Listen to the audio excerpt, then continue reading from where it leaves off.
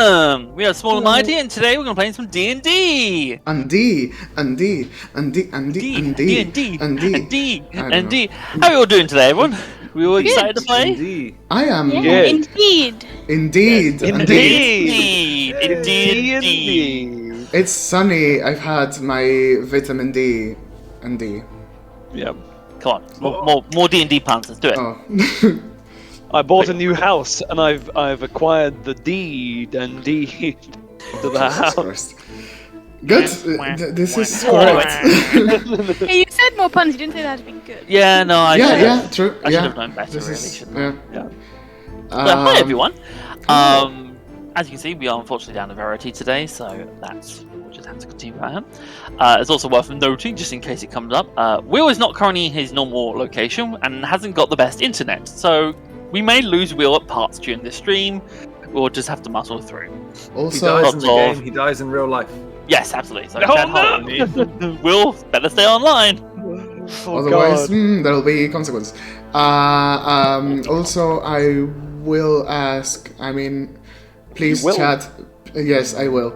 Please, chat. Please tell us if the sound is wrong, because I have no way of monitoring it. So that's good. One or two technical issues today. So if you see anything wrong with the audio levels or anything, please let us know.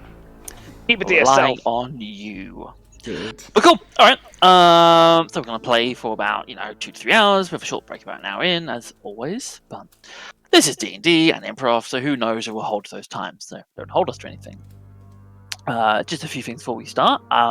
We have our D&D Beyond overlay live today, so if you want, you can look at all our HPs and click through the character sheets and all that stuff. Please use it because it's fun and we like it. Yeah. Inspiration token. I have it written down that Sarah has it this week. I think for being Athalia, being a good godling person, and all the stuff that came with that last time. Yes. But, I remembered. Yeah. Cool. Neat. Let me recap. So, Small Mighty, upon arriving at the cul-de-sac, attempted to sneak past a justicar who was rampaging the civilians of the cul-de-sac to sort of break in, get the troll, get out without any sort of no one noticing. That, of course, didn't happen. You, of course, failed because Brass slipped on the roof and fell face first into the pavement, drawing the attention of the justicar. However, Chad and Tali tried to confront the justicar. Tali, being a godling, tried to essentially boss around the justicar, outranking them, as should be the case. However, the justicar revealed themselves to be also a godling.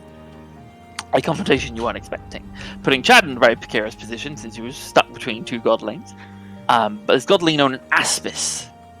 There was a battle of ideologies between Aspis and Tali, which eventually culminated in an actual battle between Tali and Aspis and the rest of the party. While the fight broke out, Pebble and Christina got into the tavern, got Warrior out, and you started to make your escape. Now, knowing that you were clearly outmatched by seemed to be a superior fighter, you instead decided to steal Aspis' sword, call the rest of the Justicars on him, and push him into a fountain as you ran away into the night streets. Little did we know that the Justica's weak point was fountains. Yes. I did put a net on him as well. You did put a net on him as well. Yeah, throw a net so he got all tangled up in there. Horrendously weak to fountains. So yes, that's where we pick up.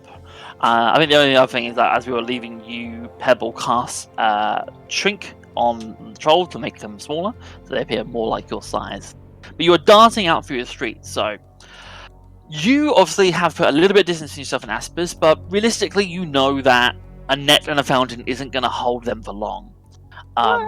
And you can even hear now, as you're starting to run down the streets, again, it's nighttime, it's rain, you can hear that booming voice of Aspis, now loud and angry, just like... Yoo-hoo! Sorry. You hear clearly shouting to the guards, like, lock down the area! Aspis will pursue them! That's... alright. So, That's all I say. at this point, I would like you all to roll initiative. Again? As we are moving into essentially what is a skill challenge chase sequence. Now, I've got some sort of unique rules for this, which I'll explain to you in a second. Chase. But for the moment, initiative, please. Right, 1 sec. This is interesting. Okie dokie. Oh, we back, I like baby. the music. I love the music. Now, for the sake of ease, I'm going to say that Christina and Borilf are not going to roll initiative. So I'm going to leave it down to you guys who are here and active players. And you'll see why. There's a reason for that in a second. Oh, man. So I did a 10. I did a little 10. All I will say for the moment is this is already an immediate continuation of the previous game. Yay! Oh, Natural excellent. 1. Yes. Excellent. It's my favorite. Okay, so, Chattanethius, what'd you get? 9. 9! Excellent. Tali, what'd you The get? stream was in German. 13. 13. Brask, what'd you get? I got a 1. He's a natural. Two. Sorry. Wait, a natural 1 for initiative just means you don't get to go. Yeah, it's just like, Actually, just screwed. You're going last. can't be bothered. Okay. Pebble, what'd you get? I got a 10. 10. Okay. Right. Just set this up. What happens if you've got a -1 to initiative and you roll a 1, so you get 0? You get 0, so you just die. We go last. You attack yourself. Yeah. You just go very last. Yeah. Okay. So how this is going to work, this is a skill challenge. So it's not quite a combat situation. We're going to go turn by turn order, but essentially what I want to know is what are you doing to try and put more distance and basically lose your tail. So Aspis is chasing you down. You can't currently see Aspis, but they are still somewhere behind you. Essentially what you need to do is you need to succeed on a number of ability checks before you fail on 3 ability checks. And now I'm not going to tell you how many you need to succeed on. And the number you're trying to beat is a contested roll, you versus Aspis. Aspis is rolling something, and you roll something. Now, I want you to look at your abilities and your skills and think, like, it's a case of, do you have a spell that can create a blockade that will slow Aspis down? Can you use animal handling to make a pack of wild dogs run in the street in front of you? Ooh, I didn't know that was. Ooh, okay. Think creatively, use, like, don't look at your abilities and skills, but try and think outside the box. And if you think of something, I will tie it to an ability. So don't worry too much about how we tie it back to that. But yes, if you cast a spell that supports an ability, you'll have advantage on that. If you try and do something that I think is really not going to help, you'll have disadvantage on that, etc., etc. So, first up though is Tali. Yeah, okay. I would just also point, as you're running again, pouring rain in these wet streets, your limp is caning you, Tali. This is painful. You're obviously maintaining pace with the group just through sheer force of will, but this hurts a lot. Sheer force of will. Well, what do you have to say with that? No, to that? Anyway, sorry. But yeah, Tali, you are first. What would you like to do? What are you doing to make distance? And obviously, as I say, this is a contested thing about Aspis, but Aspis isn't your only threat here. You obviously have a troll running through the street with you, so you want to avoid tension from other civilians. Will has called a bunch of justicars, so they may arrive at some point if you're not careful. Well, the troll has Tali's cloak because the troll was shrunk, so the troll is from until they look closely, the troll would kind of just look like a humanoid. Correct. So that's okay. I'm torn between. It's still a case of you are a bunch of people running through the streets when there's justicars out and about. That might be suspicious. So we need to lose Aspis, but we also need to get the troll back. I'm wondering if Tali might just try and split off from the group. Okay, interesting. I mean, the first thought I had was more that although you say you don't want to draw attention from unnecessary civilians, that's exactly what Tali wants to do. Because she basically wants to try and make a ruckus that people will come out of their houses and be like, "What's going on?" and cause kind of obstacles for Aspis. So she's gonna bang on doors, be like, "Help! We're being chased! There's a rogue justicar!" Oh, interesting. Okay. No. Tali- So yeah, Tali you obviously is run this how you want to unleashing- run this. Yeah. Tali is unleashing their inner rioter. Yeah. That's very nice. Right. Sorry. In that case, please make me a persuasion check. Yeah. Okay. We'll see this I will one. roll for Aspis.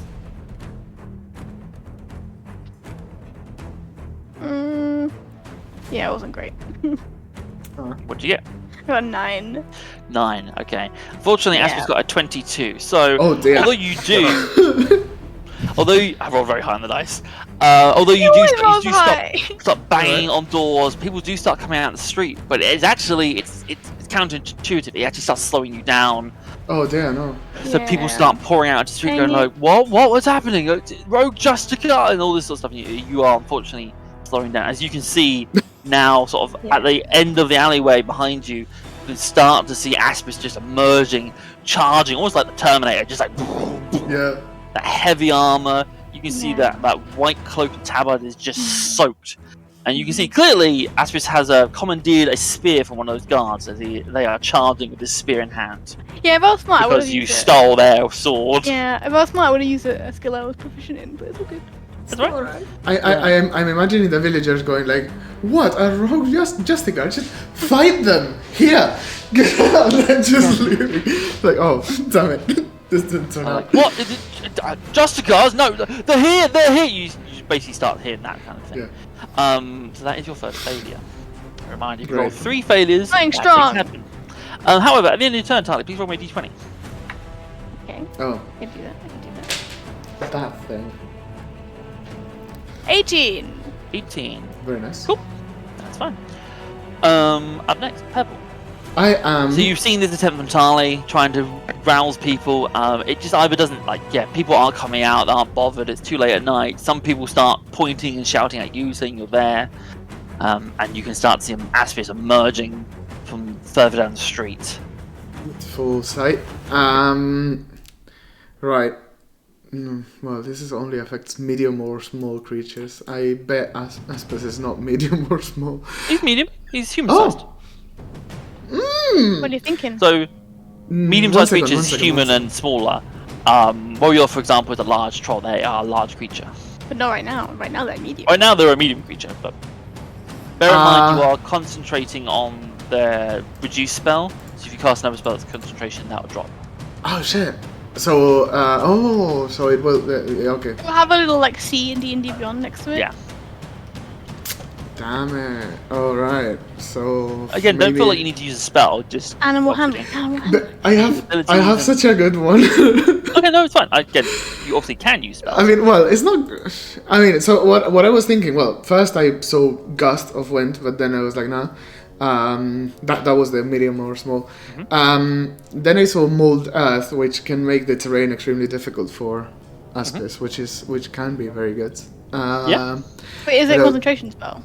Yeah, this is my little. It's a cantrip. If it's a concentration, it's transmutation concentration. cantrip. Is Mold Earth a cantrip? Let's have a look. It's not. It Yes, doesn't Mold have Earth the is little- cantrip. Oh. If it hasn't Mold got a Earth C is next a to it, it's not a concentration spell. So- It's not a concentration spell, guys. Do it. Yeah, Right. If the dirt or stone you target is on the ground, you cause it to become difficult terrain. Alternatively, you can cause the ground to become normal terrain. Nothing. Also, importantly, if you target an area of loose earth, you can instantaneously excavate it, move it along the ground, deposit up to 5 feet away. No, just difficult terrain, right? It's Yeah. what I need. Yeah. Okay. I don't think So- that you can use it to like scoop up a bunch of earth and just drop it on something. Yeah. It's very nice for a cantrip, actually. Yeah, it's basically you sort of point back and you watch as some of the cobblestone just like churns up and basically becomes this like almost like mud. Also, I Directly can make it a different color, but that doesn't. Yeah. Turns into some pink mud. Wow. It turns into this horrible slimy mud directly in the path of Aspis. So what I'll say for this one is roll me a charisma check, so your spellcasting ability, but Aspis is going to have disadvantage on their check. What is? Oh, charisma. Yeah. Yes, so just you roll me charisma. And then Yeah, roll this disadvantage. thing that says +5 here. Yeah. Plus Yep, roll that. 5? Whoa. I rolled that too. That's not. No. That's not. Your charisma is +3. No, Oh, So what the heck? Where? Oh, right, the other roll. Sorry, Yeah. I rolled wrong. Well, I mean, I rolled a 2, but we can take that, or I can roll again. No, it's fine. So you rolled what, 5 total? No, I rolled a d20 with a value of 2, so 5 total. Yeah, so The yeah. plus fine. 3 is 5. Oh dear. Despite We're that gonna Aspis rolled awfully, you still fail. Gonna die. As you watch right. Aspis just charges through the mud, seemingly unfazed by it, just getting closer and closer to you. Great. That's the end of your turn. Please roll me a It d20. is. Na. What? How is it so difficult? Alright. 17. 17. Why I are know we that rolling happened high? to me. I rolled Yeah. 18 on that roll. 1 second. What is this d20 for? Is don't We it? don't know. Ah, we Let's don't know. just, Alright. just don't Cool, ask. cool, cool. You don't know, and you probably don't We'll want to find know. out. Good. Cool. Well, that's your turn then, Bebel. Up next, Chad Beneathius. Very similar to Tali, running this it's agony on your broken ribs. Yeah. But what are you So, I would like to either, and I could potentially with my action surge, I could probably do a bunch of things if Sure. this is like a full-on action thing. But Yeah. I'm aware. I'm trying to figure out. I might need some help about what exactly we're running through. Yep. Because I've got +5 to athletics, Ooh. and that seems like if Chad's just gonna do a thing, that's probably my best bet. Yep. Where are we? Is there some way in which I could attempt to use my athletics to almost do a bait and switch and kind of just drag? Because it's me at the front with Woyoff behind me, isn't it? Yeah, you're kind of in a cluster, but Or yes. kind of clustered together. And if I've got a backup plan. If there's nothing that I could do, I'm trying to figure out if there's a way of just like if there's like an alleyway. You know, in action films where there's like an alleyway and a big fence, and it's like and you got to like climb over the fence. Is there a way that I could roll to have Woyoff and me, or my back? Yeah, you're still here, don't worry. Yeah, absolutely. I will 100% that. So yeah, you basically can just like take Warrior off, and to be honest, I'll say for the sake of ease, you take the whole group down an alleyway, and basically your athletics check will apply to everyone.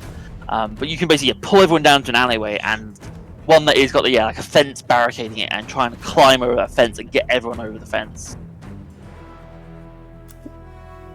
Did you get that, Will? I think he didn't. Let me know when you can hear me, Will. Really sorry, I miss you. I think you're back now. Yeah. You said that I heard you saying absolutely what you can do is, and then that's as far as I got. Basically, Good. yes, you can do it. You can use an athletics check to kind of basically go down an alleyway, climb over a fence. Roll athletics.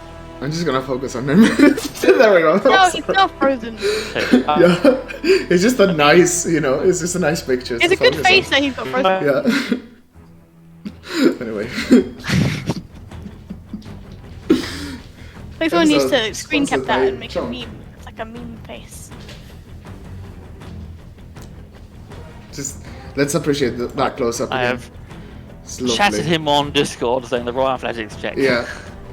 Just... Because we can do this without necessarily having Will here, as long as he rolls a check. Ah, damn it! He turned into a gramophone. Classic Will. What did he roll in his athletics check to turn into a gramophone? Yeah, right. Impressive. You Like I have said at the mastered beginning of the the stream. art of Might be some transmutation. teething issues this stream. It's alright. Oh, we got an unnatural 20. Right, okay, so I roll. Oh, finally! Supernatural. Hell yeah! That is a success. Oh, So you watch as Great. Tali and Pebble are struggling to keep at bay. You watch as Chad just spots an alleyway and basically leads you down that way. And you basically run up to a fence and you watch as Chad just stands there, basically like handheld and pushes you all over the fence as you all put a little bit of distance between you and Aspis. Fantastic. Yes. Will, our savior, our gramophonic savior. Well, that's better. Even the music has gone like, right, chill. Right, I think I'm back. Hey! You are. You succeeded Hey. on your athletics. Just leave it like that. Oh, so, excellent. You led everyone down the alleyway. You basically stood at the end of the alleyway and basically like pushed them over the fence and then climbed away over the fence as well. The whole group has now got some fence. You've made some distance between you and Aspis. What, the whole group? I thought it was just him and Wolf. Nope, the whole group. Oh, nice. Whole group. I said for the sake of ease, basically you're all doing this. Your turn is what you're doing to support the group. Oh. This is how it works. Unless you're intentionally trying to split up. But so cool. Yes, you will. Natural. Oh, natural 20 on his Straight D20 roll. Cool, Yeah. perfect. Good. That is nothing else happens. Yes. Up next, it is Brask. Come on, Brask. Yeah, boy. So I had a totally different and ridiculous plan up until the alleyway. So I'm gonna save that. So what Brask will do as like he'll kind of be the last one over the fence, and then what I kind of want him to do is holding on to the fence as he's letting himself down. Want to kind of cast Entangle on top of it. Oh. Essentially, sort of turn it into a sort of barbed wire-ish sort of Nice. of vines. Very nice. Yeah. Okay. We have a little think about what skill we can apply to that.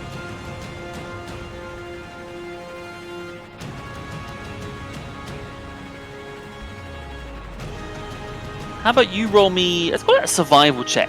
You call me roll me a survival check with advantage for this, because you're making this. But basically, you're like pulling on your knowledge of like plants and things, and the plants you know, and like what is dangerous and deadly, and you're trying to block him. So. Okie dokie. So the first one is a 12. That's not bad for me. And the second one is a 6. So it's a 12. 12. Nice. That is just a success. Oh, Beat their score by 1 that time. So yeah, you watch as you pull these vines and things and basically just cover this like wire fence and vines. And as you turn and you basically back off and run, Aspis gets to the fence, and what's happening is Aspis with gauntleted hands, it isn't being like spiked or anything, but it's struggling to get purchase the fence as they kind of pull away up, and then bits of the vines fall apart, and they've basically just made it very difficult for them to get over. It's 2 successes to 2 failures so far. Nice.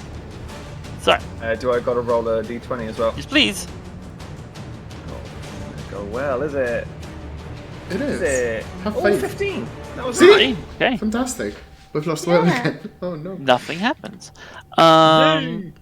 Okay.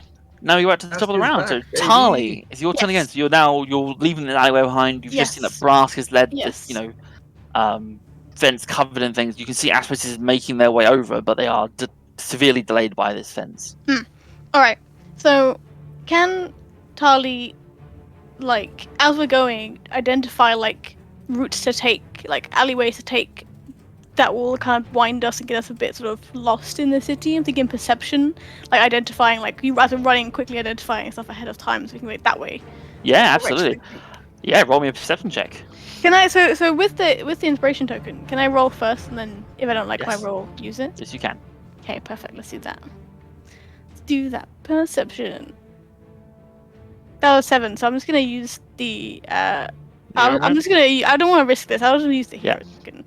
So as the hero moment gives you a natural 20, that is 2 successes. Isn't that 3 successes now?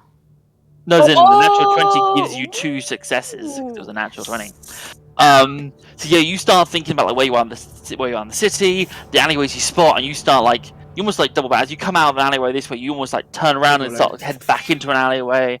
And while Aspis is struggling with that fence, you put a lot of distance and like just put not even no distance, but just confusing routes between you as you start ducking and weaving between small alleyways. You now have 4 successes, 2 failures. Nice. So, don't roll me a d20, please, Tali. I will. Oh, I have to think what Pebble does. 14. Still fine. Pebble. I mean, I would do the mold earth again, but it's better, to try something else. Let me have a look. I will remind you if you fail one more time. Can we do repeated skills? You can roll, the same things. Okay. Yeah, but I don't know. It's better. See what you have, but also if we fail one more time, Aspis is gonna catch us. So one sec. every bit of magic we do Do your best thing. Well, this is the thing, right? Pebble is very persuasive, and he's very proficient in animal handling, and he has a spell called Speak with Animals, which doesn't have to target to any animal, and I'm just learning that now. Yeah, you just talk to animals. It affects is you, not other animals. And it is not a concentration spell either. No, it is not. So I'm gonna cast that. I'm gonna yell to animals. I'm gonna yell them to the justice. I just like go for the mean guy. how do I express this better? You tell me. I'm gonna cast White it. cape. Guy with a white cape in the simplest terms possible. Would it be something like that, or would it be more a towards case of like you can't speak with animals, and you kind of shout something like "Who's hungry?" and then you chuck a bunch of food out in the alleyway? Do I have? Oh yeah, of course. Yeah. Portions. All my portions.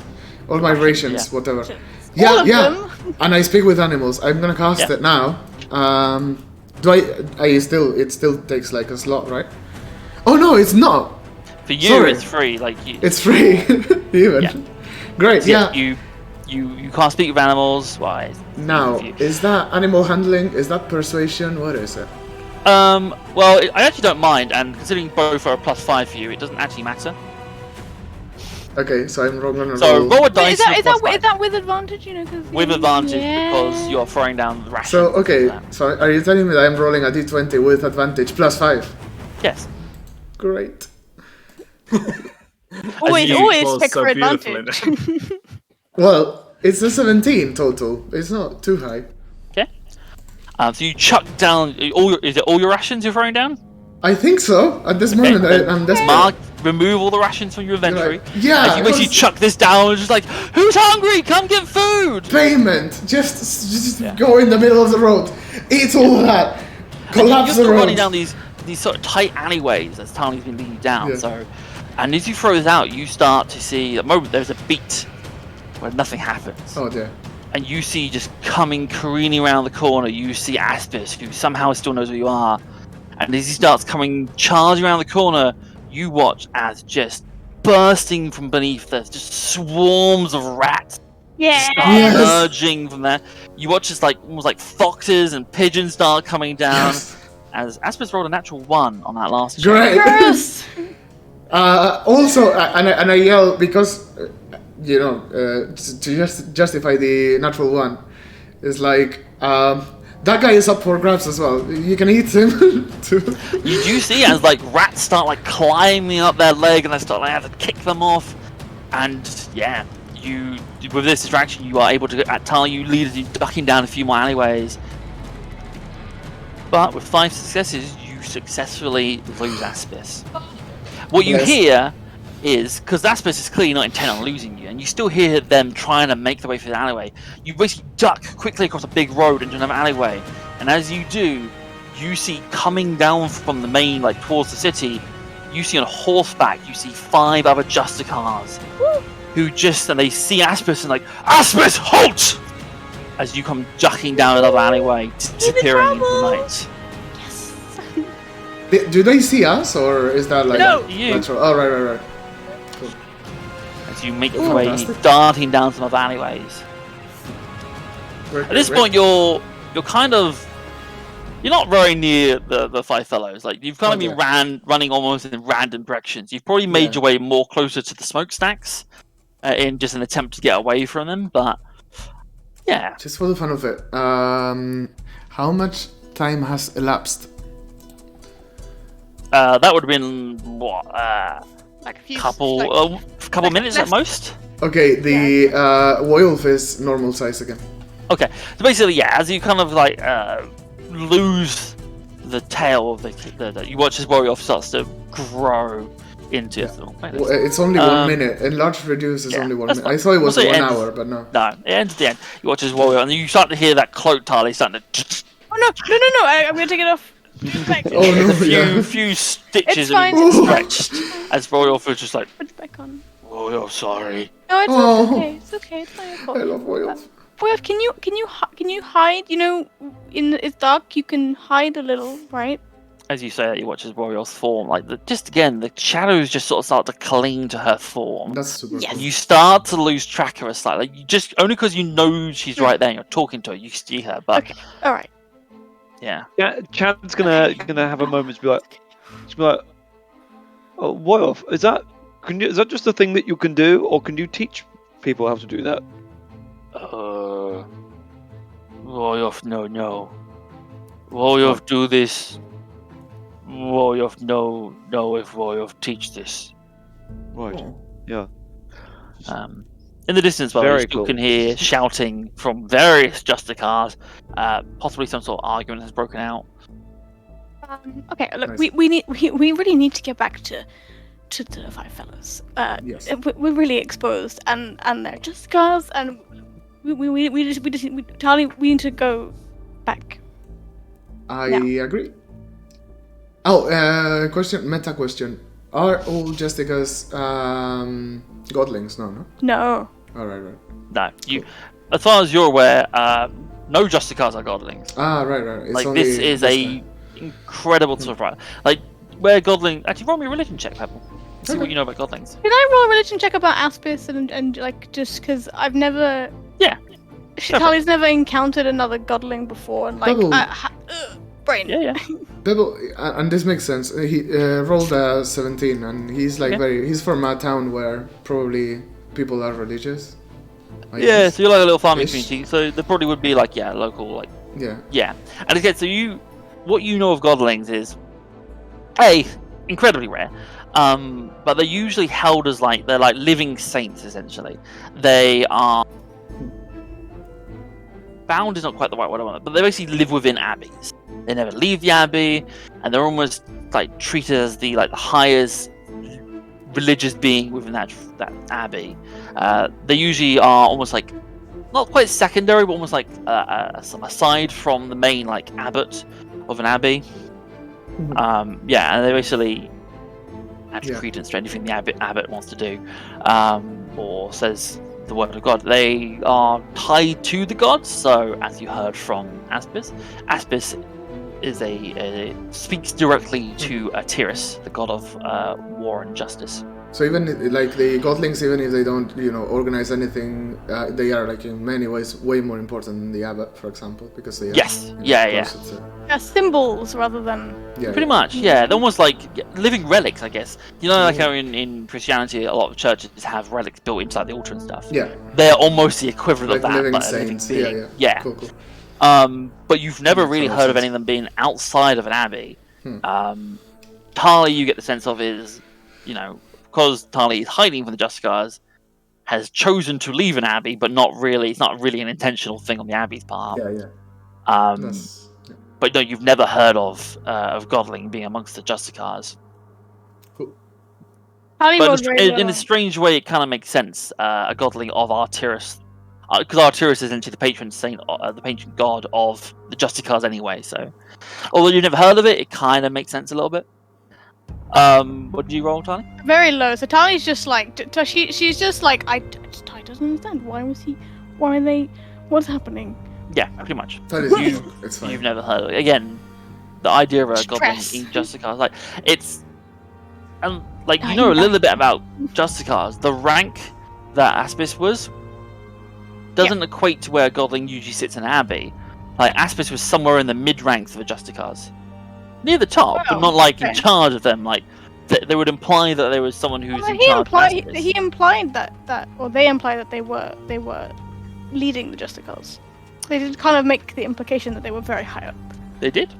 Interesting. And again, your knowledge reflects that they are quite high up, but they're not in charge. Yeah. In theory, that means there's someone in charge of them, which doesn't really Yeah, gel doesn't with your really knowledge check. of Godlings Yeah. either. Cool. Your instinct tells you perhaps that's the person who just shouted at them and who's currently arguing with them.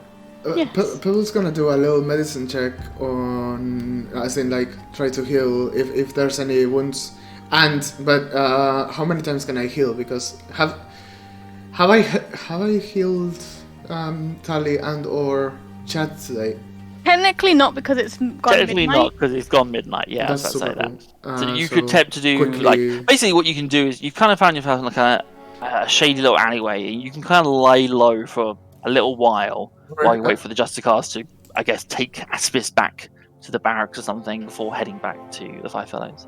Better yet, if we can head back to the Five Fellows without the justicars knowing, let's do it now and let's reconvene in the It's Five like Fellows. we need to Yeah. go because Yeah, I think so. we're too close. We just need to get back. We need to get way off safe, and then Exactly. yes. Unless Let's- there's let's- someone just limping too much and just unable to move, but I don't think that's the case. So, yeah, cool. Quickly and quietly, please, everybody. Yeah. Just, Just for the sake of it, I'll have everyone roll me a stealth check, please. Of course. I thought Pebble was more stealthy than this. Okay. Well, that's alright. 11. 5. 16. 2. And Brask, what was that? And that's with mine was disadvantage. 11. Because I'm wearing Yours was my big armor. Yeah. Okay. As an average, so you're not the most quiet. I think you feel that almost only by the grace of the fact that the justicars are sort of fighting amongst themselves, you get away with this because there's a lot of clinking from your armor. Oh dear. Wolf accidentally hits a lamppost at one point. Like, you're not doing the best job, but just by the fact that it is, it's dark, it's raining, everyone seems to be asleep. Like, even when Tali was knocking on doors to wake people up, people weren't really getting up. Like, you feel like you just about get away with this. I can imagine. One thing you do notice, however, Tali, as you are making your way through the streets, you spot, corner of your eye, just above you, a raven is sort of flying from building to building, following. Raven. Raven. Was there any like, because we've seen this raven we've seen ravens a few times, or like corvids a few times. I can't remember if there's always been a raven or if it's been crows as well. I don't know if Tali has made any rolls to try and figure out what is going on with this. So you at one point tried to work out if ravens were related to the justicars in some way, and you decided, you learnt that they were not. Okay. Would there be any kind of role? I think you may have found out that they sometimes are considered to be omens, good or bad omens. Yes. Is there any like a role that she could do? I don't know what the role would be, but to like. What are you trying to figure out? It's a recurring thing. We keep being kind of followed or watched over by a raven. Why? Roll me. Do an insight check. Let's do that. Yeah, I can do that. I'm good at those. Like, basically, where I see it, you're trying to figure out, is this a random occurrence, or is this something like... Yeah, like, is this a... Yeah. Ooh. Seen a raven today. 18. Yeah. 18, okay. Yeah, there's something about... Again, you're not even sure if it's the same raven or there's multiple ravens, like you say, but it doesn't seem like the behavior of just an animal. There seems to be some sort of intelligence going on here. This raven is intentionally following you and intentionally watching you. Is it a real raven? Well, that you can't tell. Like, you have no idea. Is it a person? It's fine. There's intent to it, though. Like, it's intentionally... Mm-hmm. And kind of that as you spot it, it does. You watch as it kind of like ducks away and it almost like tries to hide away from you. But then when keep moving, it comes back again. When I did the roll to figure out to learn that it was an omen, did Tali learn like good omen, bad omen? Both. Like, it depends on the culture as what you learn. Like, some people consider it to be a good omen, some people consider it bad omen. Some people say that it's a sign that someone's going to die soon. There's a lot of but yeah, that one particularly. Oh god. Maybe Aspis is gonna die. So. Tali doesn't say anything to anybody. Okay. She's very stressed. She gets she's more stressed. She picks up the pace and getting back to my fellows. Couple of more minutes, 10-15 minutes of jogging through these rainy streets. You come upon the welcoming sight of the dilapidated pub known as the Five Fellows. We were gonna sneak Wolf from the side. in the cellar, Yeah. Yeah, you do know that sort of down the side of the building there is this sort of like double doors kind of cellar that you can open up. Well, in fact, as you arrive, you notice that the doors are already open. Nice. Yes, in. As Burchard clearly has set it up. Looking inside, you can see that the sort of it's basically like a 5 to 10 foot drop somewhere between that, straight down into the cellar. You can see that at the bottom there is this kind of like bed of straw to kind of like soften the blow. You would know that essentially barrels of ale and beer and stuff are basically just pushed down and just caught at the bottom. But because of the rain and stuff, you can see it is horrible. Like there's sort of water gathering down there. It's not pleasant. Does Wolf want to go down there based on their? Wolf at the moment is just following you, but as you're approaching, Wolf is like, "Why we stop?" Wolf, look, we will take you to the forest, but we need to get a way of traveling. So we need Wolf to stay here just for the nighttime, and then tomorrow night we can go to the forest. Wolf looks kind of confused. Roll me a persuasion check. Okay.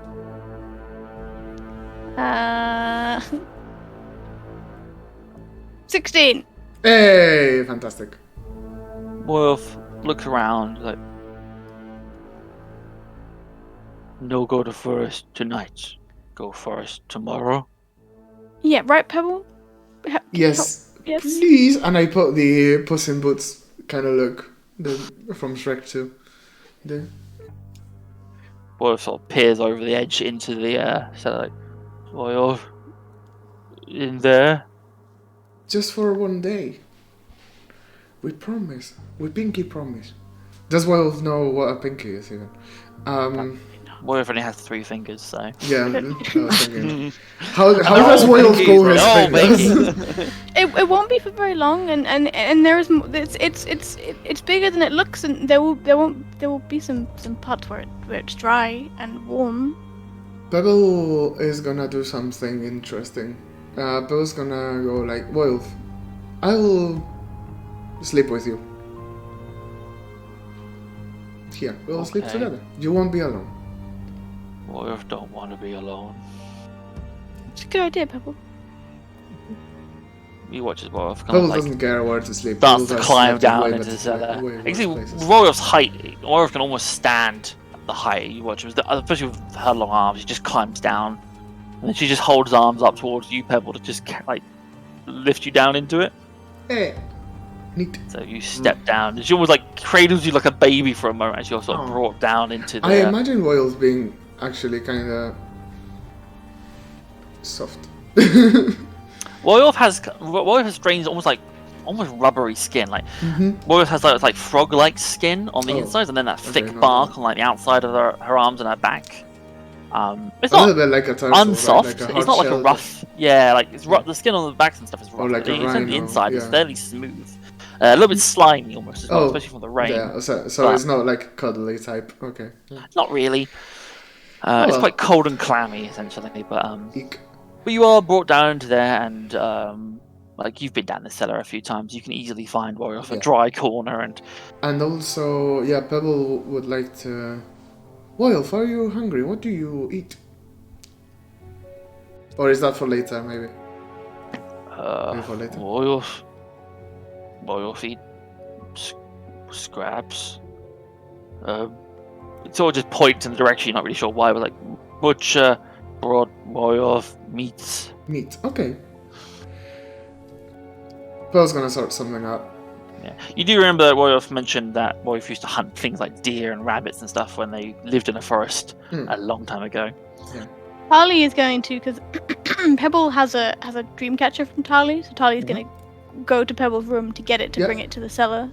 Yeah. Okay. And like hang it up, like just like I brought the. Assume someone's closing up the door while they're Yes. Yeah. Close the door. Because you can get into the cellar from inside the pub as well. This was just to get Wolf in easily. So you guys head back in. Okay. Yeah. Yes, please. You can see as you walk back into the main room of the tavern, you see Burchard, who is there, clearly had been waiting up for you, but he's fallen asleep, slumped into a seat. Like, Ty's gonna hey, Richard. you're... Where's the troll? She's downstairs in the cellar. Thanks for leaving it open for us. Hey, should I? Do I need to do anything? Not really. All right, I'll just... Pebble's gonna stay down there with her, make sure she's okay and safe and comfortable.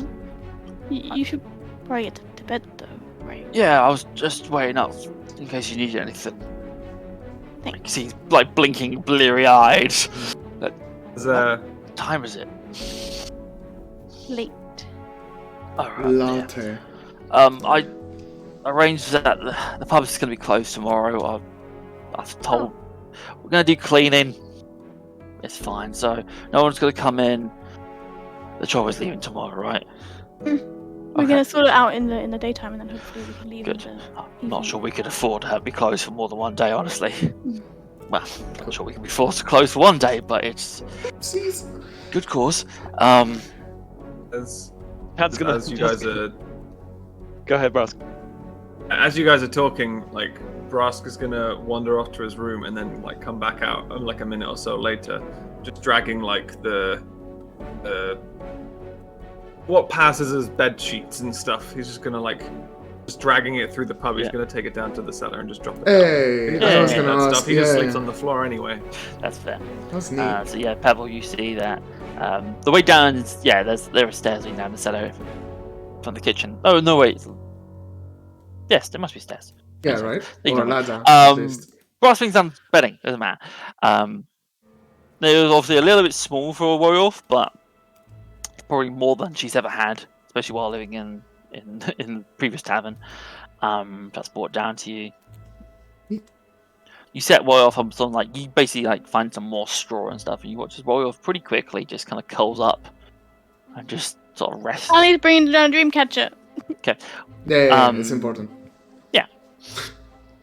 Yeah, probably Pebble. I mean, if Pebble coordinates with Tally, Tally will bring Pebble the little bed sheets as well for Pebble.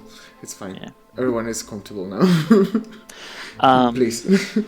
Well, yeah. Tell me, as you go into Pebble's room, that awkward room with the missing slat, so basically just looks over. Like, you can see Pebble's bed on the other side of it. You can see the Dreamcatcher. Just roll me a dexterity check to see how well you do it. No! It was all going so good. That's not great. 5. Okay, it's not like you like fall through the floorboards or anything, but it is you are having an awkward time and you It get. takes me a long time. It takes you like almost after like 5 minutes or so. You're still like only halfway through the room. But the time it's taking you to get across the room, like, had it been an easy one, you would have just walked in and out, and you wouldn't have thought anything else of it. But the time you're taking to get through this room, it gives you a chance to notice something that just through the window of Pebble's room, you can see across the street that raven again. Oh God! Nevermore. And what's I don't interesting like it. is you also notice Spud at the window staring at the raven. Oh! What? Hey, Spud, do you not like the raven? Spud's head turns to you and just looks back at the raven, just. Nice. Fantastic. Making friends.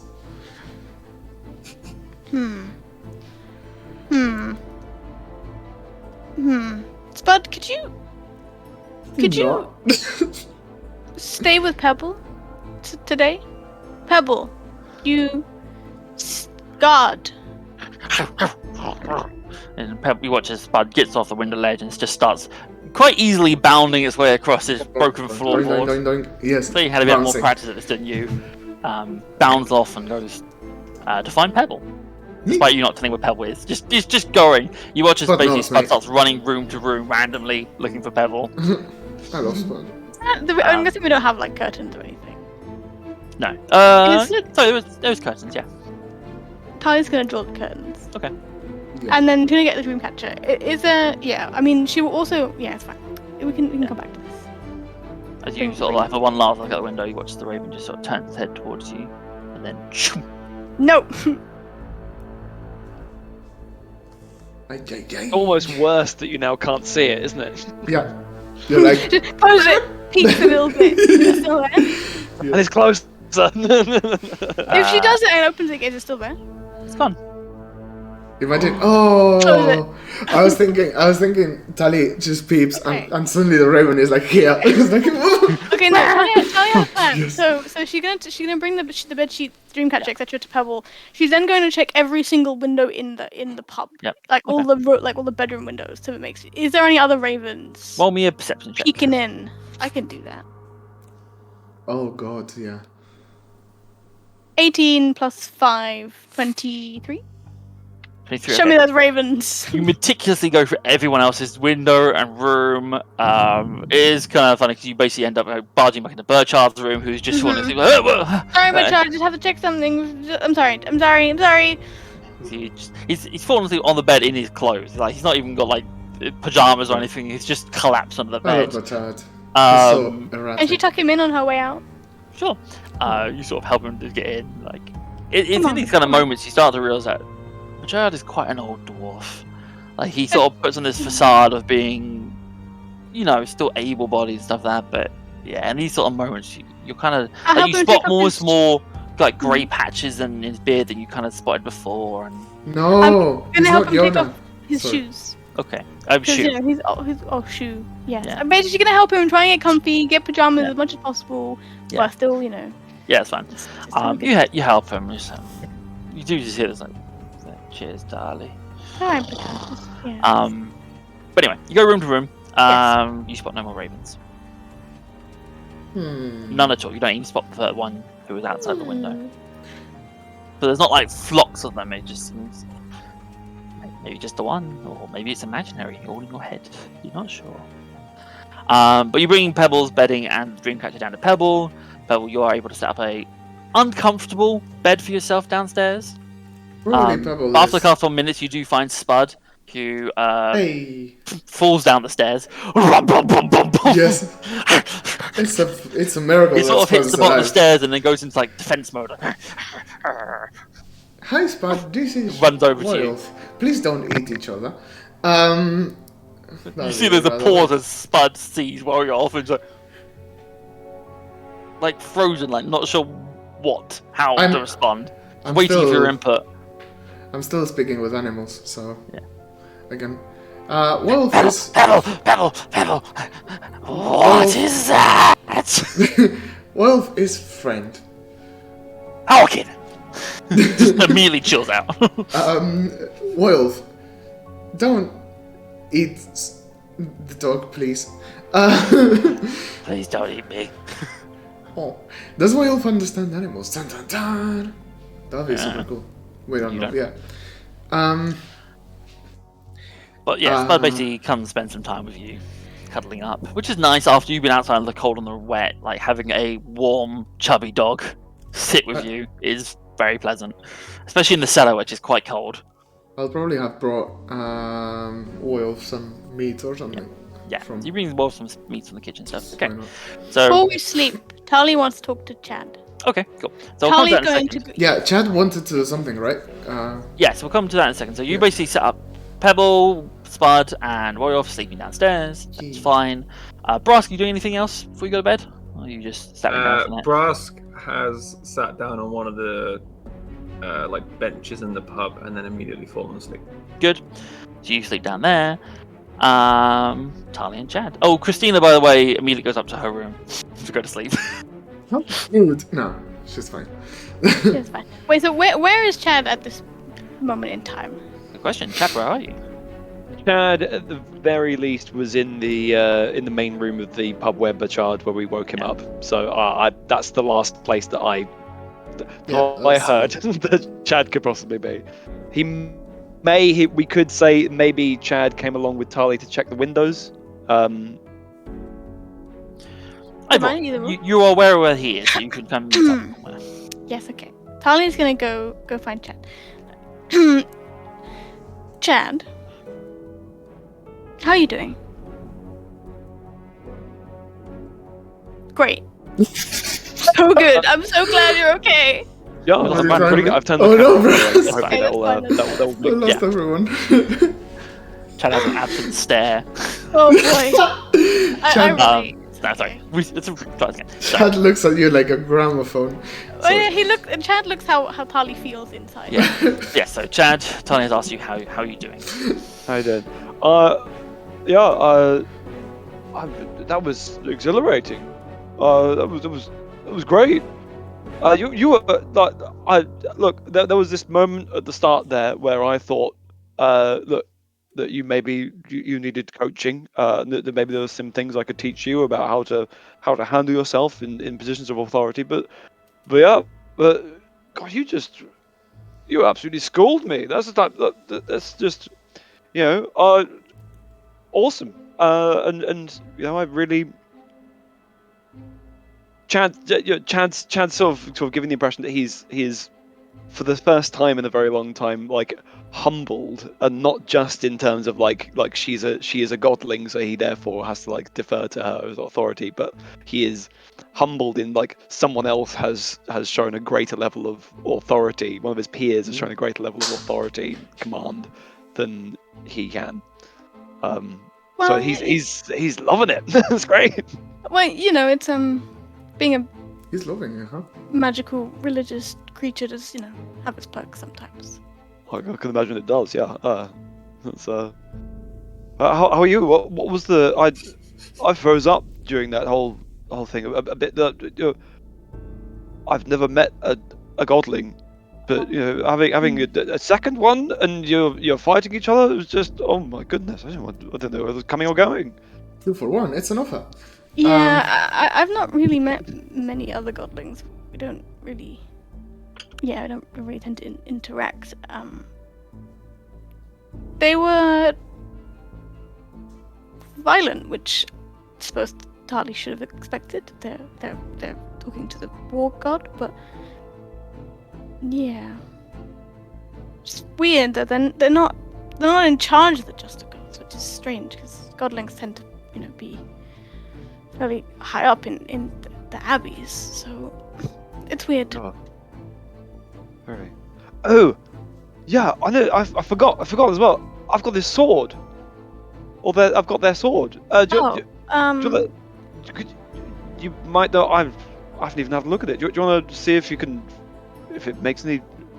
If that helps. We can have a look at it. Yeah. Mhm.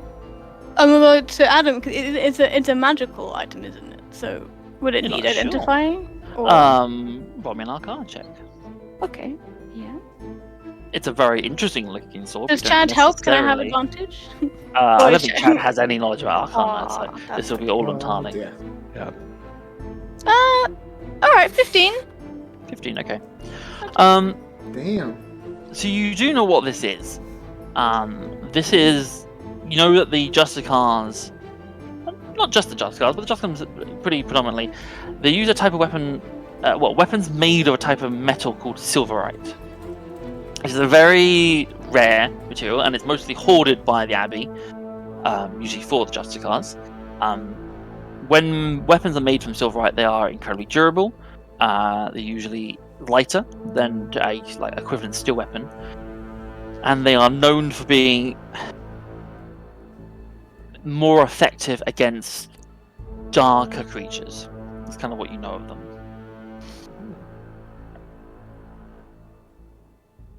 Okay. However, you've never seen a greatsword made of it before. Usually it's sort of, at most, a longsword.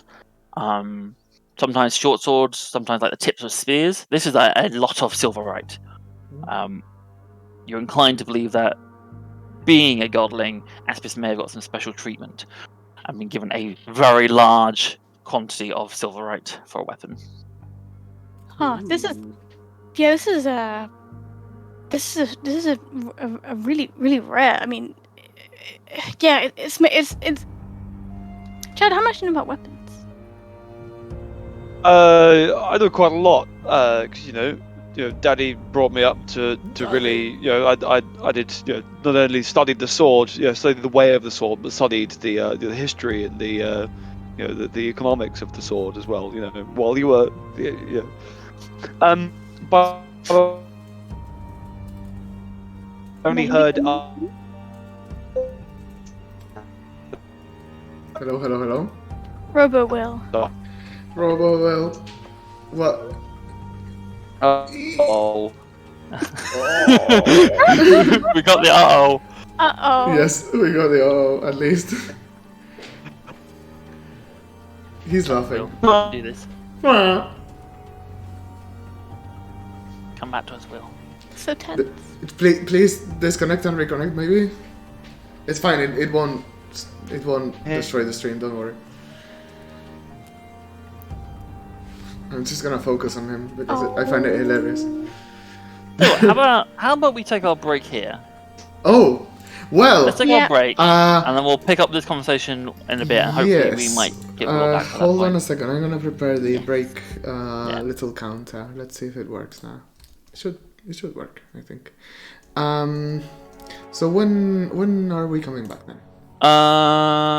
Let's say what is it? Almost 10. So 20 past. 25 yeah, past? 20 past. Let's do 20 past.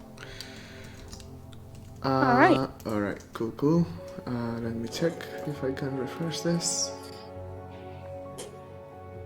Yep, back in 12 minutes. See you all then. Bye. And we're back. So we will pick up where we left off with hopefully a conversation between Tally and Chad. Yay. Yes. Right. So as you last where we left it is you were asking if Chad knew anything about the history of weapons, and Will, you rolled a 17 in your history check. A 17 on my history check. So, yes. Yeah, so Chad, as you mentioned, you were taught by your father about the history of swordplay, and it's beyond that. You also know about the history of warfare generally. Like your town is very known for its boating tradition, so you know a lot about like naval warfare too. But in terms of swords, you know that traditionally they're made of steel, being a very sturdy weapon. But you have heard of this material, silverite, very coveted. Again, justicars use it quite commonly, but outside of justicars, it is an incredibly coveted thing. You believe that your father has a silverite longsword, a family heirloom. But yes, it is something that is pretty much it's family heirloom. It is maybe once was used by a descendant generations ago. Probably now sits on the wall above the mantelpiece. So the wall above the mantelpiece in my father's office. So I've only ever seen it through the door when I'm never allowed in the office. It's like I've just seen something that looks like this. Yeah, and it probably has a name, something like whatever. It has a name, like a one-word name. Could have. Yeah. Okay. Yeah. Chad is immediately thinking like, sort of. God, sort of now finally sort of tweaked what it is. And so, father would respect me if I had this. Oh, this. And he's sort of getting the whole thing of like this is potentially his a route to his father's approval. Yeah, it is interesting because you didn't initially recognize it because again it has that kind of slightly weird, slightly milky whitish kind of color. It's like a steel silver, but that kind of whitish, almost matte kind of effect to it. It's very strange. Like you had never seen the blade of your father's sword; it's always been in its sheath. So this is the first time you've seen it, and it's kind of starting to twig. Like you heard the description of what it looks like, and you go, "Oh, this must be it." But again, this is a larger sword than what your father has. Does your dad have? Why would he? Yeah, he's got. There's something like this. Daddy's office. In my father's office. It's. I've never seen it. I've never held it, but there's. There are certain materials that hold significance, and I really think that this is this kind of silverite. It really is something that my family holds very dearly. Yes. Well, it might be. It definitely might come in handy. So. Yeah. Well, I am very attached to my shield, so I'm not sure I could do both at the same time. But Chad's right basically now, assuming that he's going to keep this at this point. I mean, I was talking about a history check. Like, It's possible if you took it to a skilled enough smith, they might be able to melt this down and make a longsword out of it. Chad would be wondering that out loud. Yeah. Well, let's thinking with his wallet. We could, leave it for now. We don't need it immediately. We can just look tomorrow. Maybe Tali can take a look at it and see if it has any magical properties aside from its material. Yeah. But absolutely, we should keep Chad is also notably not immediately thinking of selling this. He's not immediately thinking of its monetary value. This is it has value to him beyond just being worth money. And I think Tali would pick up on that. But he's not immediately like, oh yeah, we could sell this for. Yeah. Okay. Chad, so... Yeah? Well, it's been a bit of a weird day, and I want to help you with your current situation. Tali wants to help, so... Tali thinks we should sleep in the same room. So Tali can protect Chad if you try to leave it in the night, or try to hurt someone, or if anyone comes here. Right. Tali has a bedroll, so it's I just sleep on the floor and it should be fine. Right. Yeah. So separately but same room. Yeah. Well, why would we sleep? Okay, that's fine. That's good. That's what I assumed. Just checking. Absolutely fine. I mean, yeah. My room, your room. Is your room bigger? I'm just full of vegetables. Is Chad's room bigger to the Adam DM? Than your room, because you sleep in the loft. I do sleep in the loft. Chad's room is on par with the same as Pebbles and Brask's. Christina has the biggest room. Okay, but they're big enough that it could fit a person and a bedroll. Yes. Yeah. Well, but you'd have to move some of the box of the leeks and potatoes, but yes. This is fine. If it's for fine. Yeah, for the family, I'm not feeling any of the urges.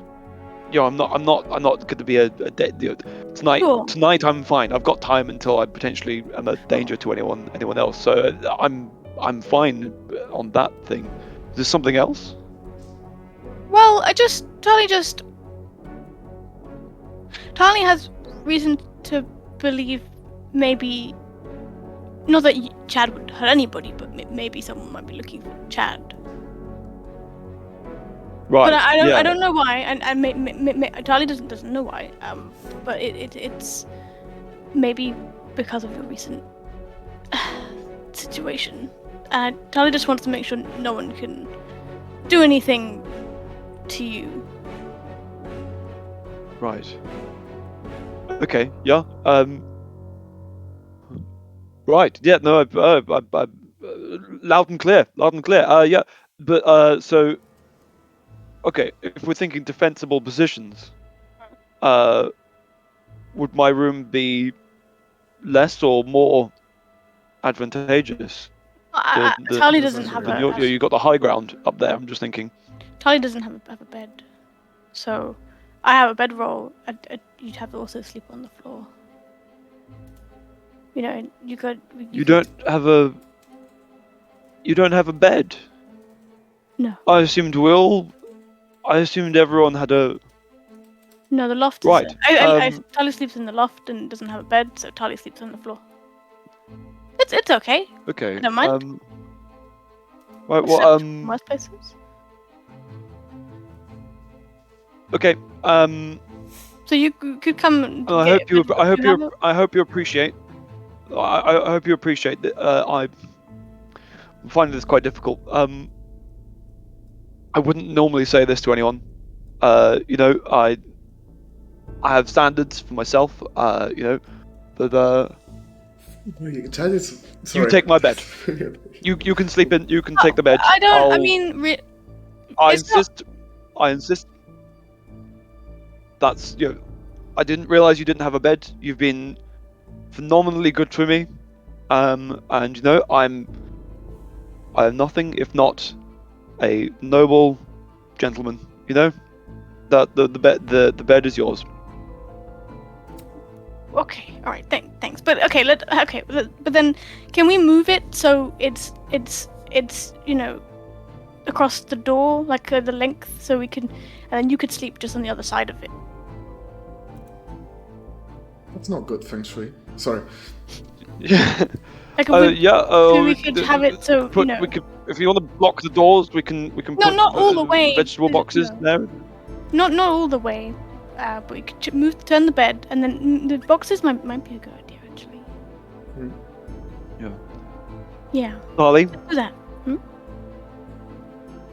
I trust you. Okay, if you think this needs to be done, then yeah. Yeah, let's go for it. Yeah. Okay. Good. Okay, that's fine, and then it'll be fine. And I'm sure it'll be fine. I just want to be sure, be safe. All right. Yeah, absolutely. So together you rearrange the room to be in the defensible position as discussed. Yes. Tali gets a bedroll for Chad. Yeah. In case he doesn't That's have fine. one. Also, Tali would have given Pebble the horn.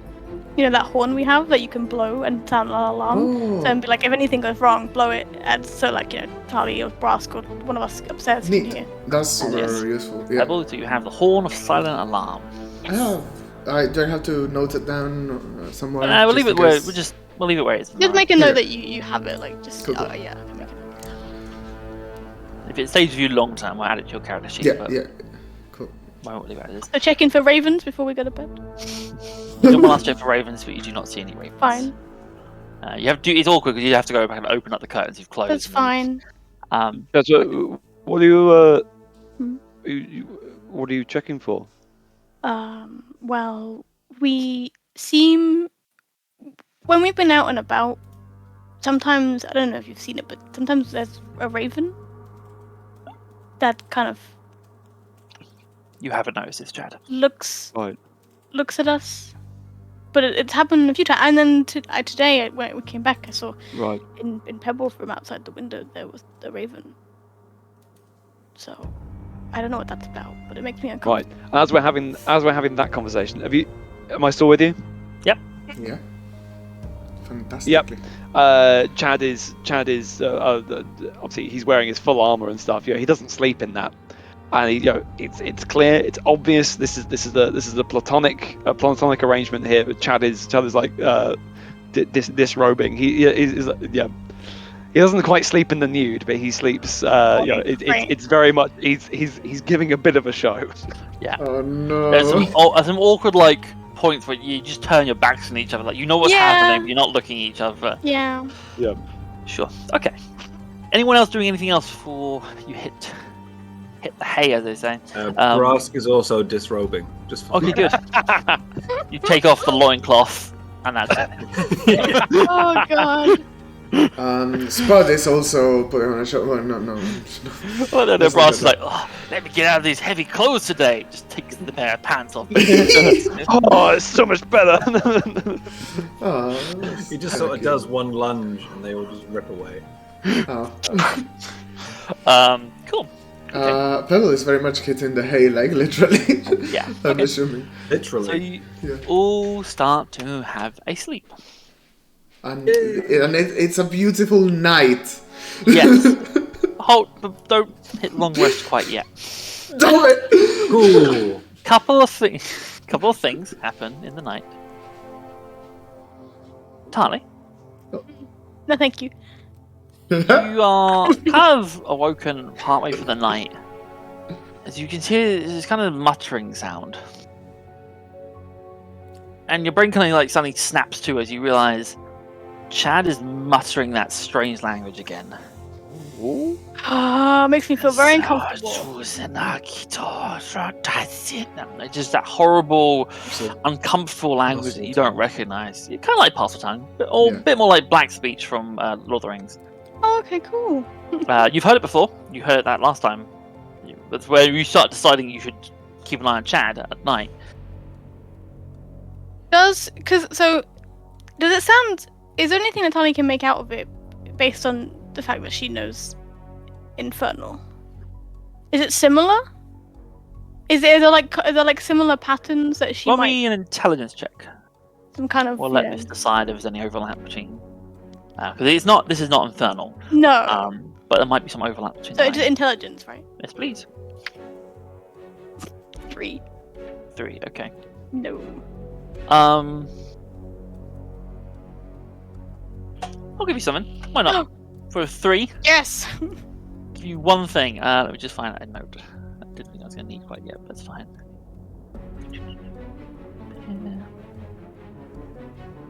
It's very revealing that you're giving some information for a 3. Yeah. What you pick up on is really obvious. You're right. as Chad is going through things. He's clearly repeating some sort of phrase like that. Yeah. That is almost apparent. You hear the same. If you listen for long enough, you just hear the same sort of beats and stuff. One thing you just kind of pick up on, for whatever reason, at some point he just says a word that you're convinced is the word bells. bells, bells, like ringing bells. Yeah. Jingle bells.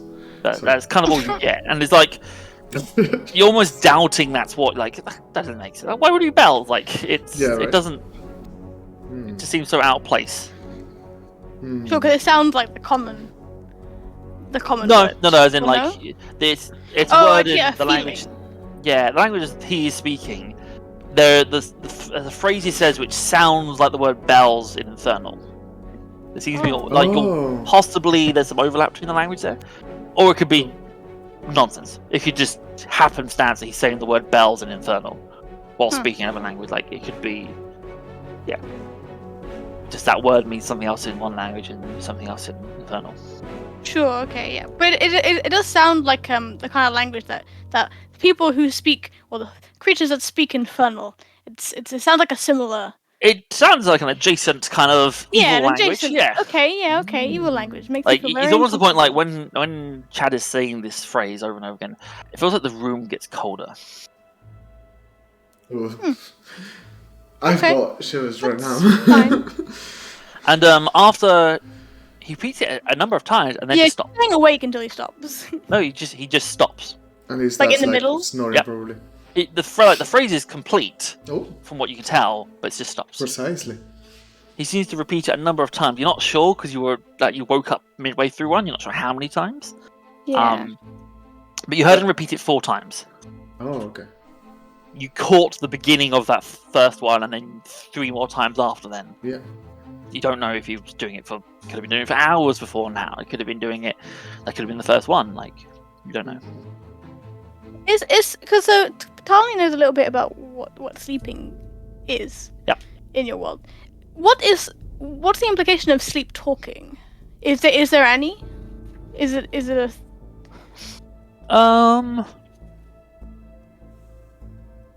You can come back to me later if you. Kind of. It would just be some sort of like residual effect of dreaming. Okay. It's probably more likened to the effects of nightmares. Oh, I see. Okay. I mean, that may not necessarily be always the case, but especially when someone's speaking a language that they don't seem to know otherwise, you imagine that's probably likened to some sort of nightmare. It's your instinct. I see. Very interesting. But not really for Will's sake. Last time Chad spoke this language, you didn't knowingly have a nightmare. So. Yes. And I imagine, like, since the last time it's happened, Tyler, you've probably been keeping tabs on Chad. Like, this is, from what you can tell, the second time he's done this. He doesn't do this every night. Oh, interesting. Is there like a full moon? Is there any significant things about this nighttime? Like, is there, Roll me an intelligence check. Wait a second. Yeah, unfortunately, you're just like stabbing out the dark. It's intelligence. 15. 15. Okay. You're thinking it's raining. It's not a full moon. But he's also done this both times when Tali's been around him. Yeah. Okay. Also, both times when he's fed that day. Oh. Interesting. You're not convinced, but you think maybe that both times he drank blood. That's what I was going to say. In the evening, he's when he's sleeping, spoken this language. Oh, okay, that's funky. All right. What a conundrum. Okay, is there anything else? Not unless you want to do something. Like, Chad just seems to immediately go silent and back to sleep. Well, she's gonna stay awake to make sure that he does go back Yeah. to sleep and seems Okay. okay. Yeah. Okay. Maybe check the window quickly. Yeah, roll me a perception check. Please, if you say it's gonna be a raven, I might cry. Roll me a raven check. 11. 11, okay. You look out the window. There's no raven. You said there's No no raven. raven, or there's a raven? No. No raven. Oh, No right. raven. And the Dreamcatcher's still all good. Doesn't look broken. Yeah, no chance. Okay. Dreamcatcher looks fine. Actually, roll me an investigation Initiative, check. can you imagine? Wait. Roll me initiative. Roll initiative Fighting right away. Is that right? Dreamcatcher. Is the Dreamcatcher okay? Roll me initiative. 8. 8. Yeah, the Dreamcatcher looks fine. Alright, cool. Okay. Kind of while this is happening, elsewhere in the tavern, Pebble, you're kind of woken by a sound. Oh, fuck. Oh, you hear... Oh, shut up, Spud. Stop growling. And you No, just it's not kind of wait and you see Spud is growling. And you see, in the basement, the raven is now there. And just Spud is like... Quite Right. quietly. Almost as if he's not trying to wake him up. Get in! So the raven's just like... Am I immediately cast Speak with Animals talk to me, talk to me. for both of them? What do I hear? What's the conversation like between Spud and the Raven? So you hear... well, the first thing you hear is from Spud is like, "It's not my fault!" And you hear the raven like, "Well, you were supposed to deliver the girl, and now our patron is quite irate." What? You were supposed to deliver the what? The girl. And now our patron is quite irate. I knew I shouldn't have let you do this. This was an awful decision. Why did I ever let you convince me to do this? Why did I leave you in charge of this? I should have been involved in it from the very beginning. The raven's then head turns to you, seeing that your eyes are awake. Probably with a shocked look on your face. Oh, and now he's awake. Excellent. I'm not gonna give. Obviously, Pebble is not gonna give away the fact that he can talk to animals, but Spud probably knows. Well, you try and look calm, like Raven goes, "You, the one who can speak to animals. I need a word." Oh no, I don't like it. I Oh, don't so like it. And the one raven second. just sort of flaps slightly and just comes close, like right next to your face as you're laying in the So bed. the Raven knows that I can speak to animals. That's what it said. Okay. Fuck it. And this raven is now like here next to your face as Oh, you're God. laying in the bed. Your name is Pebble, correct? What does? Well, yeah. Yes. Excellent. Excellent. Well, I'm here to tell you that my partner here has done an awful job of taking Christina Christmas to meet her great auntie. Her auntie, she was supposed to arrive there several days ago and is now quite late. This has made Madame Morgrave very, very irate, and she's now making it my problem. So now I'm going to make it your problem. So, one second. So, you two are associates. Yes. You are trying. Are you transporting Christina Christmas's aunt? What's I'm not your? transporting her aunt. Her aunt lives in the city. Christina Christmas was supposed to be arriving her aunt. Oh. Her grandmother told her to arrive there, and she just hasn't come yet. I don't know what she's been doing. I've been kind of watching from a distance. Scrym here was supposed to deliver you to her almost immediately, and instead he's been lording around as this fat hound eating food with you. Fat hound? What fat hound? 1 second. You hear at this point Spud going, "It's not my fault! I got distracted! He makes such good food! Oh, don't be angry, Ikrydör! Don't be angry at me! I'm one too second, one weak!" What's Spud's name? You didn't. This raven talks very fast, and Pebble is having trouble picking up some of this. Yeah, stuff. Pebble's asleep. But the raven clearly said something that wasn't Spud. And Spud has said a name to the raven as well. Well, can't we just? I mean, can't we just deal with this in the morning? Let's go to Christina. I mean, Christina is here. She's asleep, obviously. Don't wake her up, please. Let's deal with this in the morning. I do not intend to. I'm going to deal with you, because you can speak to me, and I can speak to you. I would not be able to speak to Christina, because she does not speak Raven. Also, your accent needs work. It's quite poor. Oh, sorry. No, I'm going to deal with you. So, I am obviously very aware that you are dealing with a troll situation right now. So, once you have dealt with this troll, make sure that Christina Christmas, with post-haste, arrives at Morgrave Manor. I'm gonna take notes of this. Pebble takes notes of this. Yeah. No need, I have something for you. And you watch as the raven digs its head into its feathers, and then pulls out what appears to be this band. Quite large, like Jesus. It shouldn't make sense. You see this wooden chili band. peppers. You see this wooden band in its mouth. Blazing squat. What is a band? What is a band? It's like a band, like something you would wear around an arm or like a large ring. It's a band made of wood, and it's holding its beak like, "Here, take this." You take the band, and it's not. It's kind of large. It's kind of like it would fit around your wrist, probably. Cool. And you look at it. It has carved on it words: "Bring Christina Christmas to Morgrave Manor within 3 days." Please wear that. That is a reminder to remind you, to remind her, to bring her to Morgrave Manor. I mean, shall I give this band to her? No, you put it on right now. It's gonna hurt me, isn't it? Pebble puts it eventually. So you put it, and it's large enough to fit over your hand. And as you put it on around your wrist, it suddenly just tightens. Of course. Quite uncomfortably tight. Yeah. Excellent. Now, as the band says, you have 3 days to deliver Christina Christmas. And you will find that every day that passes, that band will continue to get tighter and tighter. Oh no! And if you do not deliver her in 3 days, your arm will fall off.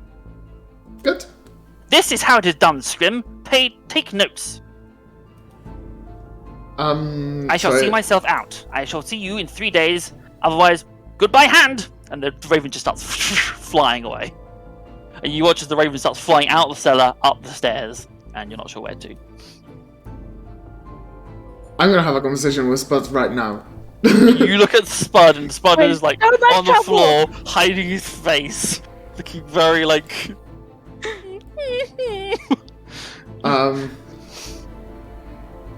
Is my hand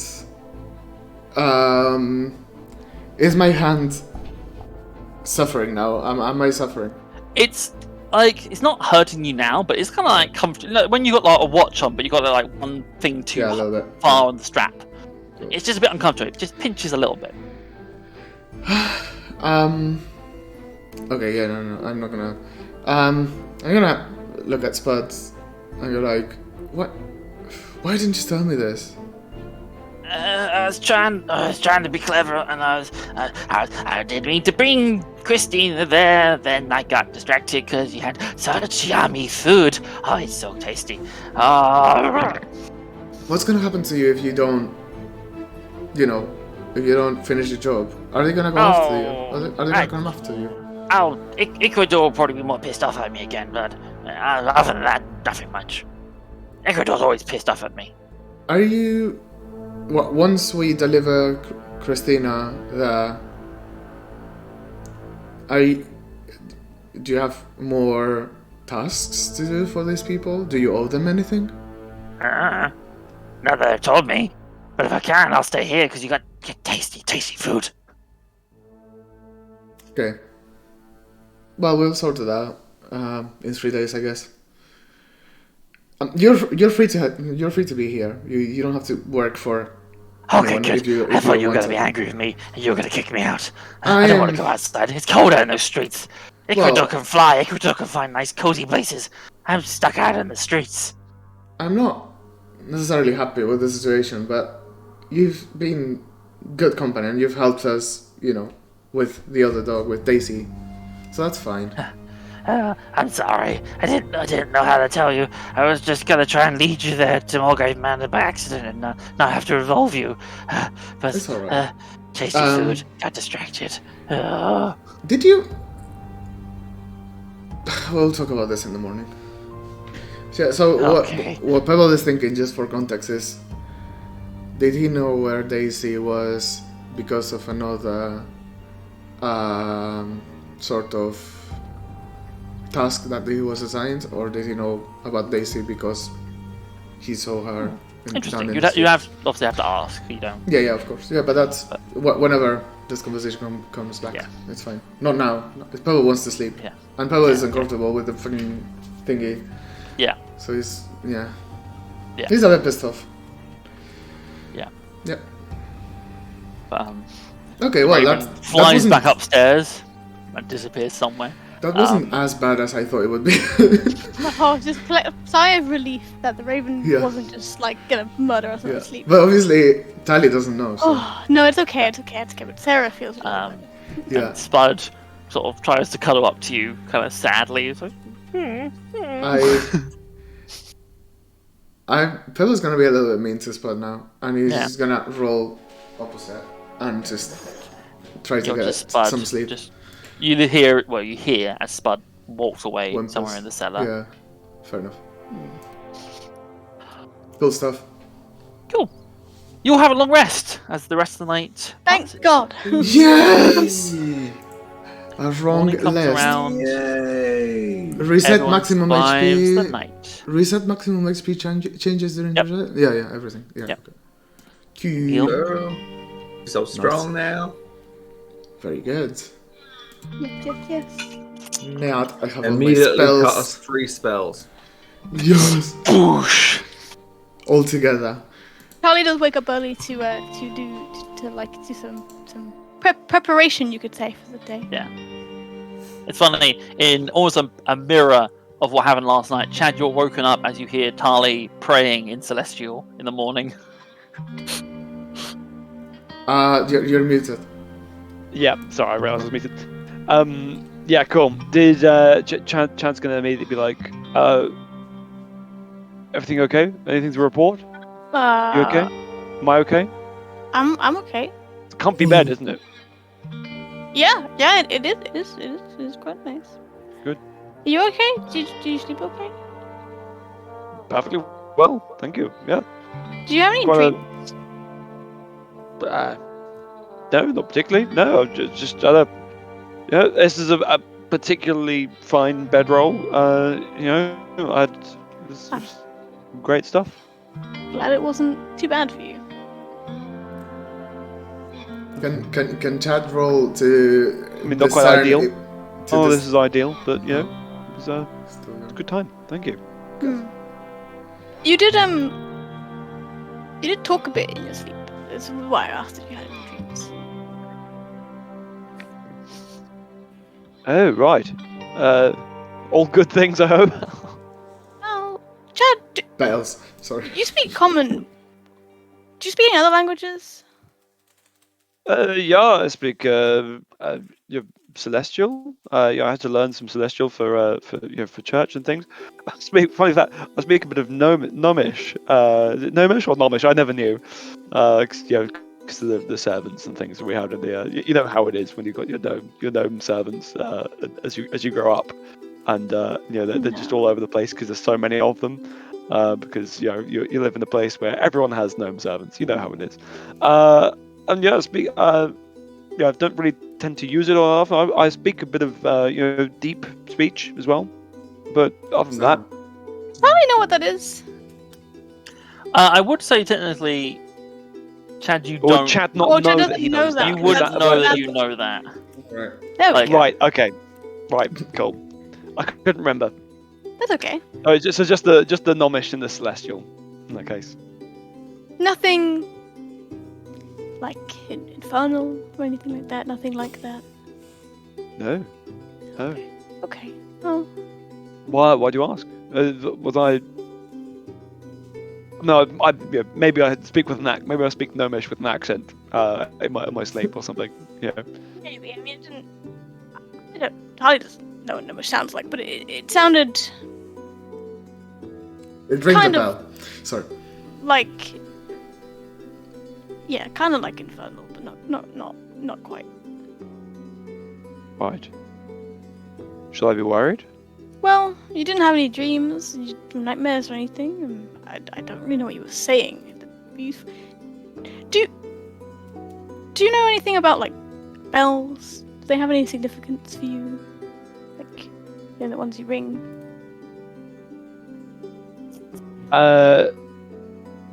Do they? I mean, there's probably like a clock tower kind of thing in 13, but beyond that, not really. Yeah, plenty of church bells and clock towers and watch towers and things. Yeah, bells are everywhere, aren't they? Yeah, we've been hearing bells when we've been here. Probably had a number of bells in your family like manor that was used to ring servants and stuff like that. Yeah, I was thinking. Okay. So when you want to, when you know how it is. When you need your gnome servant to come and attend to you, you have a little bell. And they respond to it, and obviously, I don't need to tell anyone about how that goes. Nothing of personal significance to you then. No. Well, I don't have to be worried. You don't have to be worried right now. It's just. This is why I wanted to, stay in the same room, because I can keep an eye on when anything happens in your sleep. So. Right. Good. Yeah. So I hope I didn't snore.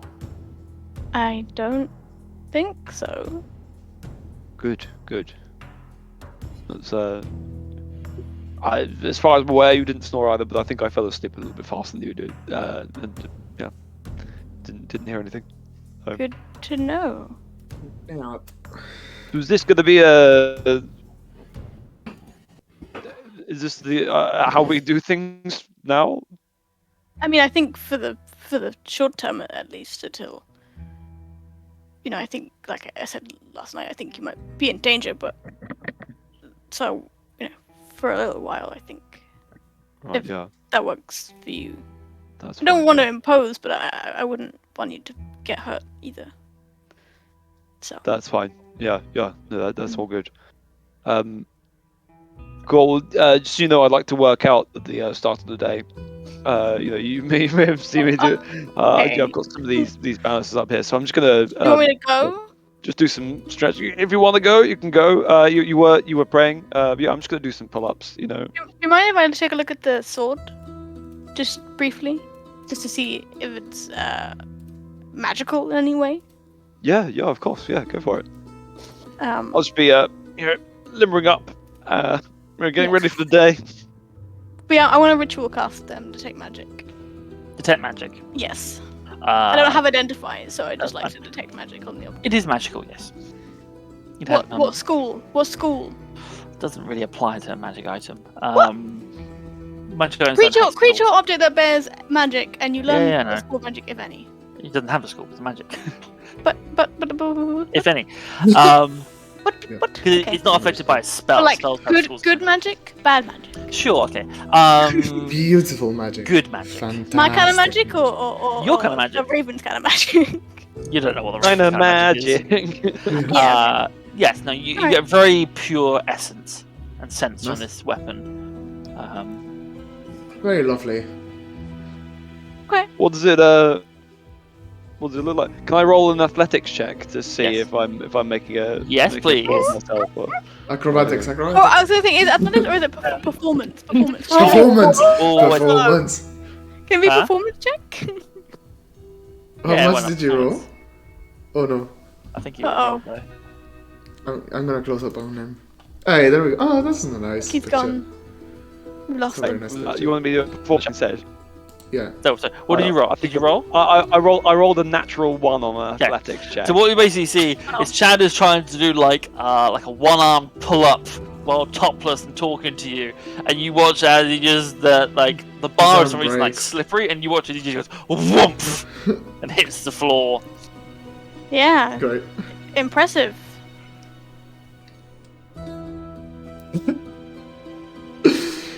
Chad does manage to get his question out, which is what is it? Yeah, what does it do? Yeah, that's part of my conditioning. That I just like to drop down from our height. 'Cause in our line of work, constantly just jumping out of windows, looking heroic and being great, and it helps to practice those falls. So now I'm gonna start actually doing the real workout. Also, landing like that flat on your front, that is incredibly painful on your broken ribs. I imagine he just lays on the floor for a minute. Yeah, it's all part of the physical conditioning. Yeah. Okay, Chad, just don't injure yourself more. Okay. Please. I'll do my best. What's up with the sword? Well, it seems to be like Tali. In its, has sort of very pure magic, very celestial magic, which would make sense. Came from a godling. Right. So, don't know what it does, if anything, but at the very least, it's I mean, we've seen what the sword does. Certainly, I'm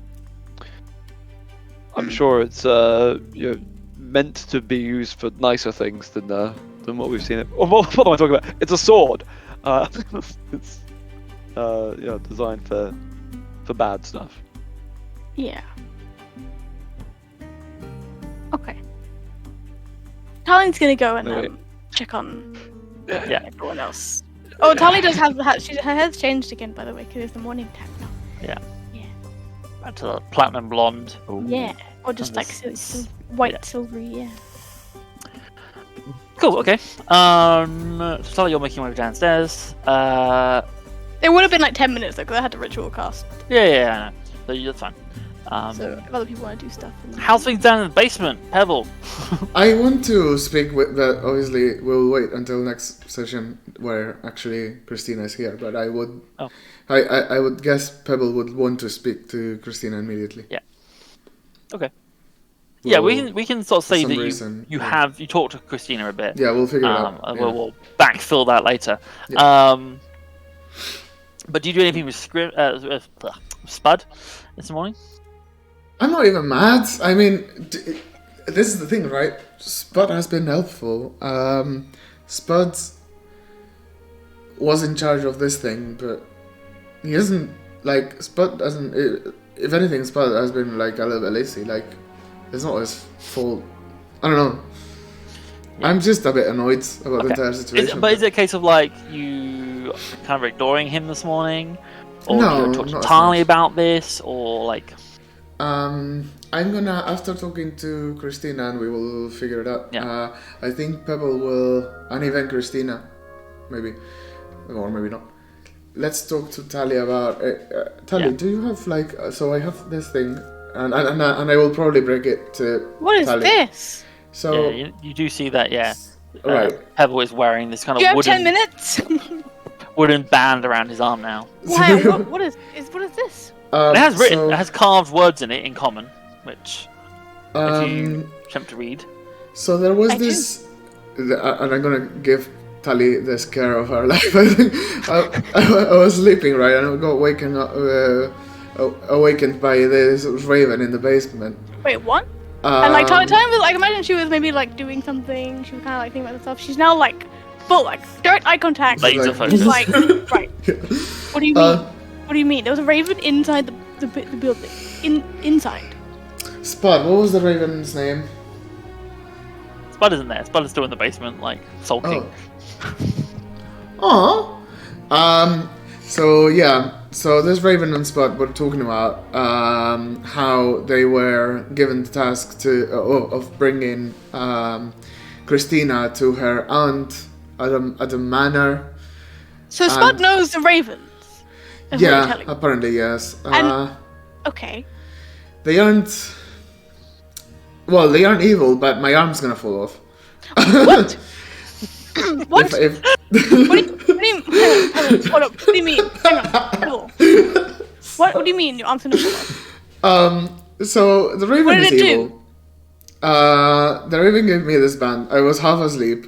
I put this band, and this band is gonna get tighter each day. Give me your arm. So He's gonna be like 10 minutes. She's gonna ritual cast to take magic. I don't want to use the spell slot, okay? Ritual cast to take magic. She's like, sit down. Look, I need to check over your arm, okay? Yeah. So okay. this is the Why did you put it on? Because I mean, I was tired. A Raven was giving me a band. The Raven was telling me that it was a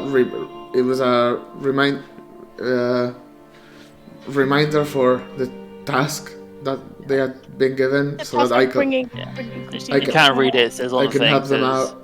Bring Christina Christmas to Moorgrave Manor within 3 days. And then after I put it, because it's where else would I put it? Like, I don't know. We're in a bunch of hay down there. It would have got lost between it. So yeah, might as well. Yeah, you can see notably, Charlie, that the band it's complete wood. There's no like breaks or gaps in it, and it clearly is now too small that you wouldn't be able to be like pulled up above the hand. Yeah. You spend 10 minutes. I think I know what the answer is gonna be. I know what it's been 10 minutes standing in the hallway awkwardly. You go to sit down. Just come sit in the pub, whatever. Okay, go sit down in the pub. Alright, while that's happening, Chad's still working out. 1 second. Ross. I can reduce myself to escape. No, but the wristband would reduce with me, wouldn't it? Anyway. You don't know. You'd have to try it. Well, I mean, it does say in the spell that every clothing item that you're wearing. Anyway, is it? Yeah. But Pebble isn't super aware of the wording of your spell, so yeah, of course. Yeah. You can try that if you think Pebble would want to try it. But anyway, while you're sitting down there trying to cast that magic, Brass, are you doing anything with your morning? I think you get up kind of one of the earliest. I think we said before, didn't we? Yeah, he wakes up with the sun. He's adorable. Aww. Brask will. He's probably like, as he's been ingrained in this group more and more, he's less comfortable in his own company. He gets bored a bit easier. So he was probably sitting there like crack of dawn as the sun was rising, just all like, okay, they'll be up soon. They'll be up soon. And like 10 minutes pass, 20 minutes pass, any minute now. And 30 minutes pass, and he's like, I know what I'll do. So he's gone into the kitchen. He's going to try and make everybody some breakfast. Cool. Yes, Brask fast. Only not as like any sort of gift, just because he knows that people wake up when they smell breakfast. Right.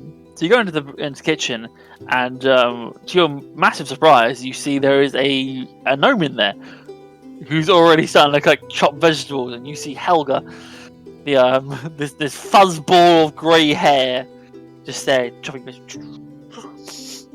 1 second. Does the party not know about Helga until now? No. Oh. I mean, Brass is going to be in the kitchen for one. My point is more, it's still very early in the morning. Oh, yeah. No one has come into the place. Helga is here. So Brask, you are presented with a gnome, another living being who's awake at this time in the morning. And she's clearly chopping vegetables and putting into a big pot of stew, as always. An infinite pot of stew at this point, because Yeah, so he's gonna walk in and just sort of, be a bit taken aback by the fact that she's there, because he didn't hear her, he didn't see her, he thought he was the only one awake. But he's just gonna sort of figure out what's going on, then sees that she's chopping vegetables and putting them in a pot. So he's gonna find some vegetables, find a pot, then use Dragon Fang to start chopping them up. Hey, flavor. Yeah, okay, so you go and He has find. no idea what he's doing, yeah. but he's just chopping. Roll me investigation check to see how well you do at finding a pot and some vegetables. We got a natural 1. Yes. Okay. With a -1 as well. Okay. Oh, beautiful. You're thinking about where you've seen pots before, and there's this room. It's like a small room, like a seat and a cubicle, and it has a pot in there. So you're like, we'll get that pot. So you head into what is the outhouse, and you get the chamber pot. You're like, this'll do. And you bring that into the kitchen. You then find some vegetables are easy. Vegetables everywhere. You and Helga start standing opposite each other, start grabbing vegetables, and you start chopping up vegetables with Dragon Fang and putting them into the chamber pot. And he's gonna try and make conversation with her as well. Yeah, okay. Like as he's chopping away, he'll be like, "Yeah, making breakfast." I love him, and I love Helga. I like breakfast. What's your favorite breakfast? Helga does not respond. Okay. Just stays silently chopping vegetables, putting it in the pot. I've just realized. Like imagining her side of the conversation. Yeah. So the silence doesn't mean anything to him. Excellent. So yeah, he's just chatting away to her, and like they're probably going to quickly drift into some pretty, I don't know, some kind of deep topics. So like a few minutes in, he's like, growing up was kind of hard. Family could be quite distant. It doesn't make me breakfast. This is lovely. Oh, how is your family? Okay, yeah. I think eventually, as Tali, you're basically like, I imagine grabbing Pebble by the arm and dragging him downstairs to a table. You do hear this sort of soft conversation going on from inside the kitchen. Pebble investigates. Well, Pebble, you're only been held by Tali. I mean, well, Tali can come. It's fine. Pebble tries to walk away while you're holding him. I'm like, Tali, wait. Let's come. Okay, come fine, to the kitchen. quickly. So you, like a child, I like lead him into the kitchen. you're like a mother and child. You go into the kitchen, holding on to him, make sure he doesn't run off, and you find I'm like, kitchen. You Brass. find Helga and Brask making What Making surprise! breakfast. Oh, Okay, this Pebble. thank you, Bros. That's very kind of you. Brask is gonna dip a ladle in. immediately. It's good. See that Brask dips a ladle into a chamber pot full of vegetables. No, one second. He rolled a natural one. Can Brask be just putting the ladle into the washing water? I'm assuming. He's not. He's putting the ladle into the chamber pot. What's the chamber with pot? vegetables. Did it have anything else in it? Apart You from don't know. vegetables? Okay, well. It's the boss. Good. I'll. Tony looks at Pebble. We look at each other like. I'll sort it out later. That's fine. Let's just get this sorted. Brask. Hello. That's not the right pot to use. It's got the vegetables. Yeah, but that's not a pot we tend to have in the kitchen. Oh, 1 second. I'm not clocking into something I'll make here. it in my room if you like. No, I mean you Scoops should. up some vegetables. No. Like just Pebble. Where are the pots? The actual pots They are. for cooking. Pebble I might have knows. to- You go and grab a pot easily enough. Yeah. You spend enough time in this kitchen Cool. now. This is the pot you need to use. This is where it lives. So, Okay. you just wash we'll wash the vegetables first. Put them in a bowl. Brask has Oh, poured the chamber pot vegetables into the new pot. What is the chamber? Oh, the chamber pot. I understand now. Fine. Okay. Now it's got to me. That's Sorry, it. Spanish things. I didn't clock on it. Yeah. Oh. It's got a toilet right. basically. Yeah. We should wash Let's the wash it thoroughly, Brass. My mother always said that the dirt on the vegetables No. are on your chest. Pebble just Brask no. has no hair on his chest. No.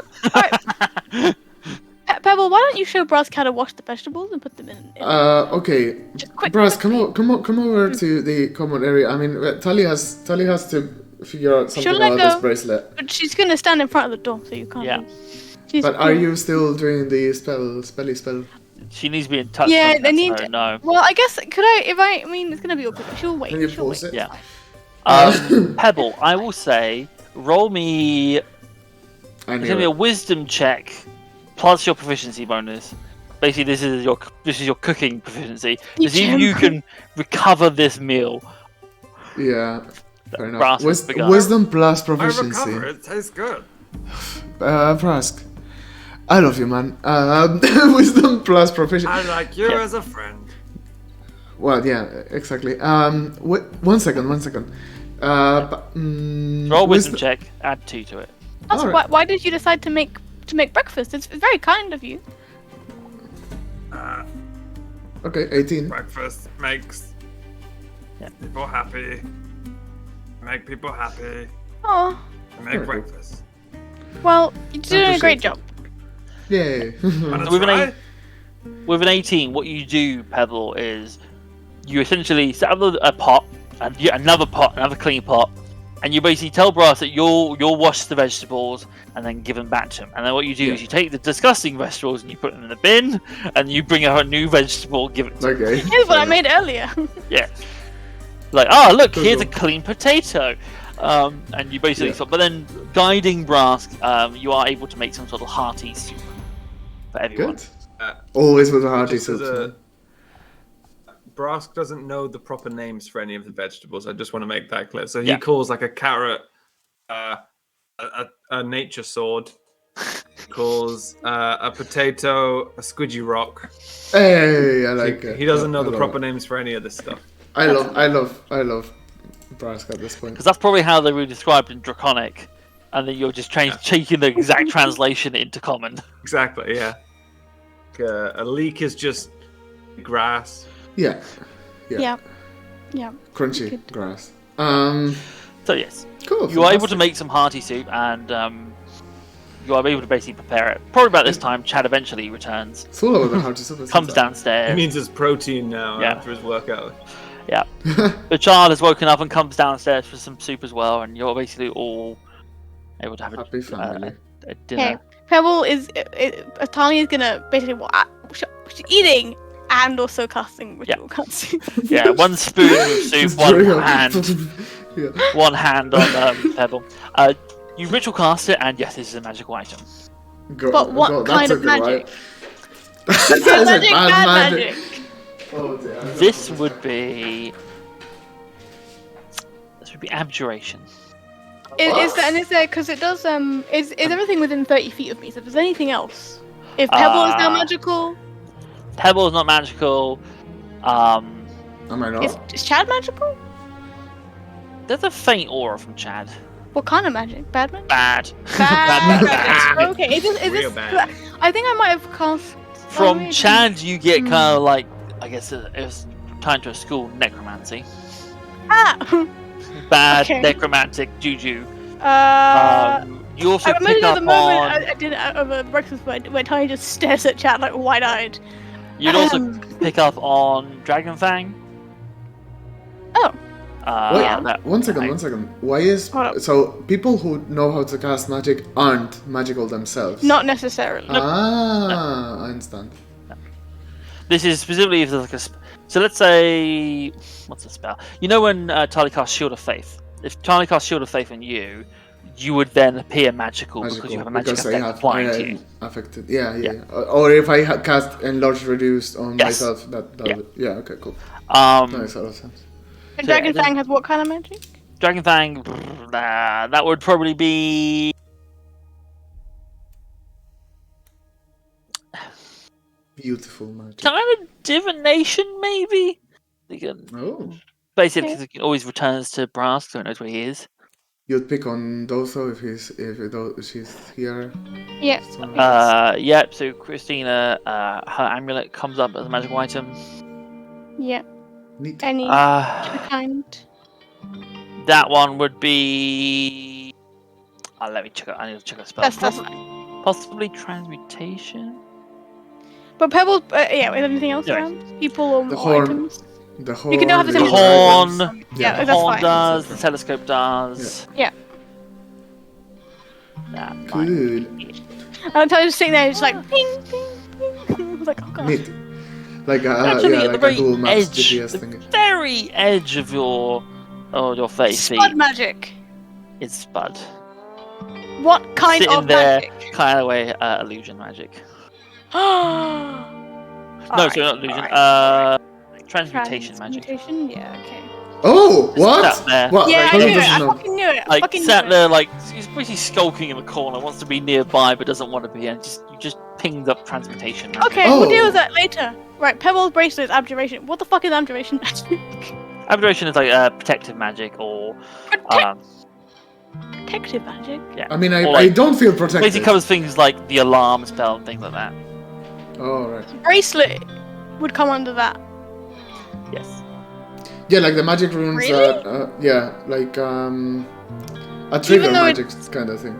Right? I guess. But so it seems like the arcane lock spell is under abjuration. Sure. Okay. I kind of get it. Okay. It's the magic is what's binding it to his arm is abjuration. Yeah. I see. That mean if we had the unlock spell. Maybe. Yeah, it is abjuration because it is stuck to his arm. She kind of was like, that's pretty stuck. Thanks for your help. We have 3 days, so it's okay because today we help Wolf get back to the forest, and then when we come back, we can deal. You Pebble can deal. We can help you deal with bringing Christina to her aunt. Does Tali transmit that the dog is magical? Or would Pebble know that the dog is magical because he's been able to reason with that dog? And he has like further motives than any other animal? A dog talks. You've not talked to a lot of dogs yet, so you don't know. Fair enough. It could be just a very intelligent dog, but you're not sure. Because I could... Tali will call Spud over. But Tali can't have a handling check. Come here. Tali can't talk directly to... No, I can't talk to him, but I can call him. But you know that I can, so say, it's fine. We can do it together. Yeah. So you call Spud over. Why can't have a handling check? I got a natural 1. So What actually happens is you look at Spud and you call Spud over, and Spud notices you and actually skulks further away. Sneaky. And that is Pebble there? Yeah, you're there. Pebble goes like... You're still around the table you just had soup around. Pebble talks to animals. Pebble goes like, Spud, it's fine. I mean, we're all right. It's all good. Like, no, Spud is in trouble. Spud did bad. Spud did bad. Why are you in trouble? You hate me now. I don't hate you. You can hear Pebble talking, by the way. Pebble doesn't like bark. Pebble speaks out loud. We don't. I just Pebble. Pebble doesn't like Spud anymore. Pebble. I don't. Tali doesn't think Spud is a dog. 1 second.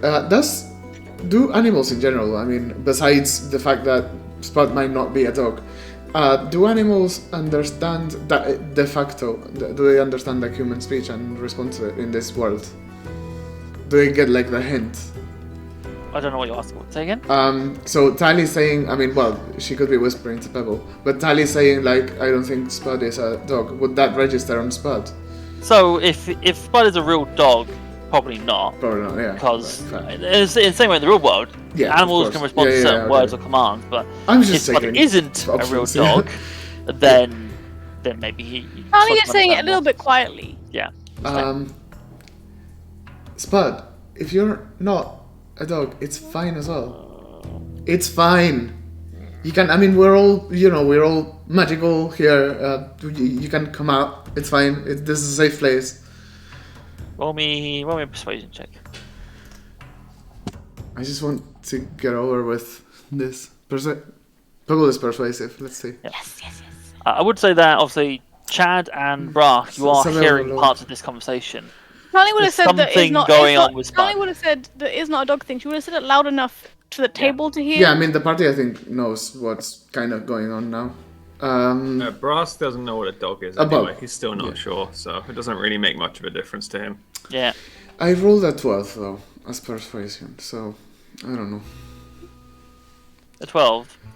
12 enough. You start to see Spud like slowly kind of like moving towards you. Like, okay, I'm gonna come over. And just sort of slowly, like, very deflated, it makes it better. Cool.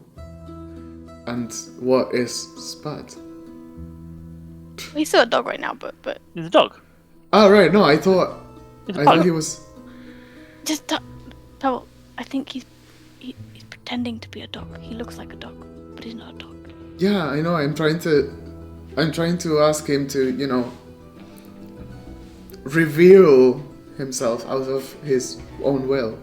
Yeah. That's what I was That trying is to not do. seemingly what he's doing. He's coming towards you.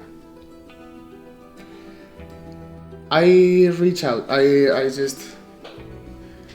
grab him, but tenderly, like nicely. I'm like looking at Spud's eyes. One eye pointing there, the other one pointing that way. It's okay. It's okay. Spud, and I pet Spud. I try making Spud comfortable. Okay. Yeah, maybe an animal handling check. Of course. It's really awkward if it's like a dude and you just get Well, that's fine. he turns into a dude on your lap. Again, low roll 10. 10. 10's enough. 10's average. It takes a bit of time, but you sort of like spend some time petting Spud, and you watch Spud's tense potato sack of a body slowly sort of relaxes into your arm, and the tail starts waggling a bit. Like, we're all good here, alright? Like, and even if you're something else, I'm sorry I lied. You still have I'm sorry room to here tell you. among us. What didn't you tell me? That I was supposed to take Christina to Madame Wargrave. And Pebble pets intensely. Yeah. Spud's not my real name. It's alright. What's your real name? Do you prefer me to call you by another name? I like Spud. Okay, then Spud it is. See? My real It's name fine. is Scrym. Scrym. Scrym. Scrim. YM. Exotic. Is that his name? Yeah, you Pebble for some reason Yes. spells the name out loud. Is that his actual name? Is that your actual name? I mean, well, he's gonna say yes, so I'm not gonna probe. And it's like, and if you, I mean, I just want you to be comfortable. I don't want you to be under any kind of pressure here. If you want to reveal yourself any further at any given time, it's fine. Tali is just. He doesn't. I guess he doesn't have to show us, but Tali would feel comfortable if Tali knew what he was. Well, how do I propose this? How do I do this so? Okay, how does Pebble say this so that? Is he a person? Is he a? Are you? May I ask? You don't have to. You don't have to. Convert to any other thing. But may I ask? What are you? We are just curious. Roll a persuasion check.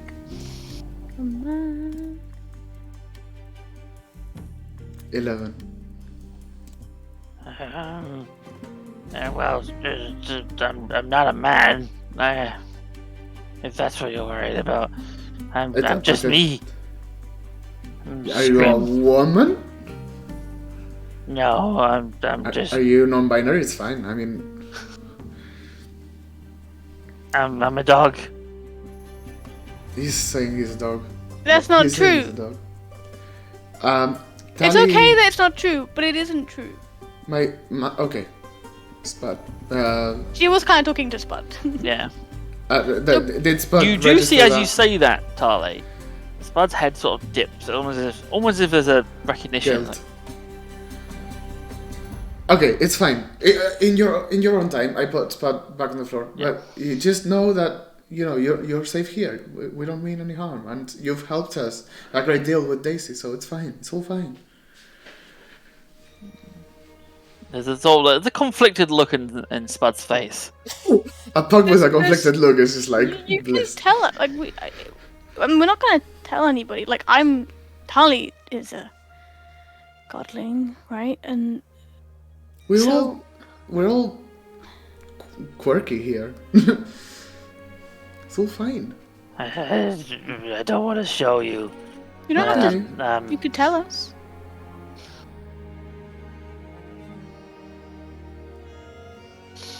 I'm a wolf. Just starts crying. Oh, Oh, whoa. that's odd. Oh, I guess Tali doesn't know that. No. No, No, Pavel relays the information. He's saying he's a wolf. Oh. But don't cry. Why would you be ashamed of being a wolf? The people are mean to wolves. People are mean to wolves. Oh my They god. hurt us. Well, they can't be. I mean, I'm not gonna be mean to you. No matter which form you adopt, it's fine. And I pet Spud a little bit. Wait, hang on, is he a magical wolf? How did he? Can wolves do magic? How can you? 1 second. Yeah, this is a good piece of information. How can you turn into Spud? How can you turn into a dog? I just wanted to be. I wanted to be a dog. I saw a little cute little fat dog thing, and it was getting belly scratches and being fed, and I wanted to be that, so I just became it.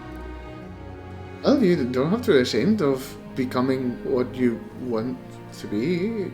I mean, it's a little bit selfish, yeah, but So at this point, Tali, roll me well, so. either a religion or arcana check. I think they're the same. They are the same for me. Let's just do this. Oh, I hit my mouse, but it's fine. 12? 12? Yep. Yeah, no, unfortunately not. That doesn't. There's nothing about this triggers anything in your mind. Well, it's like Brusk. It's always just something magical nature to this creature, but you're not sure. Brusk, you live in. Where did you live? Before here? That's what I remember. You're not from the city, are you? I mean, I am from my house. good. So is that in a city, or is it in the forest, or in? It's kind of forest, kind of village, kind of neither, kind of. Okay. Just have you seen any animals that can? I've seen many, yeah. That can do magic. Maybe you didn't register it as magic. Or had abilities or powers to do things that normal animals can't do. That is a good question. I should re-roll for that. Yeah. So also just for Ryan's sake, you are from a swamp to the sort of northeast called the Pridmore. That's it, yeah. That's where you're from. There probably is like a tribal kind of village there that you came from, so part village, part forest, like you say. In terms of that, roll me an Arcana check or Nature check. I'll let you do both. Well, we got an 8 on Arcana, and we got a 13 on Nature. Okay. There are, like, you've not witnessed any, like, there's rumours of sometimes, like, almost like mythical beasts existing in there. Like, you know, you've heard about, like, vultures the size of a house that swoop down and steal entire villages. And there's, like, lots of rumours and stories about things that go on, like, weird magical creatures. But again, you've never seen, like, something happen, like, in front of your eyes. There's always been rumours and sort of hearsay. I mean, in Brosk's mind, that means his answer is no. Yeah, of course. Because I've not seen animals do magic. I've had stories, but I've heard lots of stories. How curious. I'm not that curious. No, not you, Brusk, but just Spud. Well, I mean, if you behaved until now, well, let you be with us. You're great company, you know, and... Sorry? Yeah. No, Karen. You're great company. You helped us in the past. You've made probably a wrong choice by taking up that job. But it's fine. Yeah, that's basically it. I like you the way you are. The way you want it to be. I didn't really have a choice in the matter. Yeah. Well, I mean, you did... With the job, did they, like, threaten you, or...? It didn't threaten us, we were summoned. I tell Tali this. Summoned? Summoned. By who? Summoned? Wait, hang on, hold up. By what? Is Christina Christmas's aunt? Did she summon you to message Christina? Yeah, she summoned us, me and Ikrydör, to find Christina. Is Ikrydör? Did you say? Are they another animal turned into another animal as well, like a transmutated? No, Ikrydör is just a raven. What? Oh, okay. Oh, Pebble, can you ask Spud how he was summoned? What kind of summoning? What do you remember when you were born? No. What kind of do you happen to know what kind of summoning? Yeah, well, Ikrydör told me that Madame Mulgrave said the ancient rites, and that meant we had to go to her and then do as she wants. The ancient rites. I don't really know what those are. There's like a thing that you. Is it like a. Ancient rites can be Or is any it just number of like- things. Anything, That's yeah. essentially, someone casts a spell. It's kind of what that equates to. Fantastic. Well, cool, good. Cool, Where were good they boy. summoned from? What? Did they? Where did? I think Spot understands Tali enough, right? Sometimes. It seems to Oh, be. right. What? Cool. Well, anyway, yeah. Yeah, the question is related to him. Well, I've been here in the city for, I don't know how, a long time. Ikrydör was elsewhere, but then Ikrydör came and found me. One second. So, how long has Christina's aunt wanted to see Christina for? I don't know, I only learned about this a couple of weeks ago. Ah, okay. So, okay. So Christina's aunt summoned you just to live around the city, and then you were giving the message. Okay, Where did? that's weird. I'm assuming everything's related. Where did Ikrydör come from? I mean, Ikrydör goes everywhere. Ikrydör flies everywhere. I have stubby legs, so I can't go far.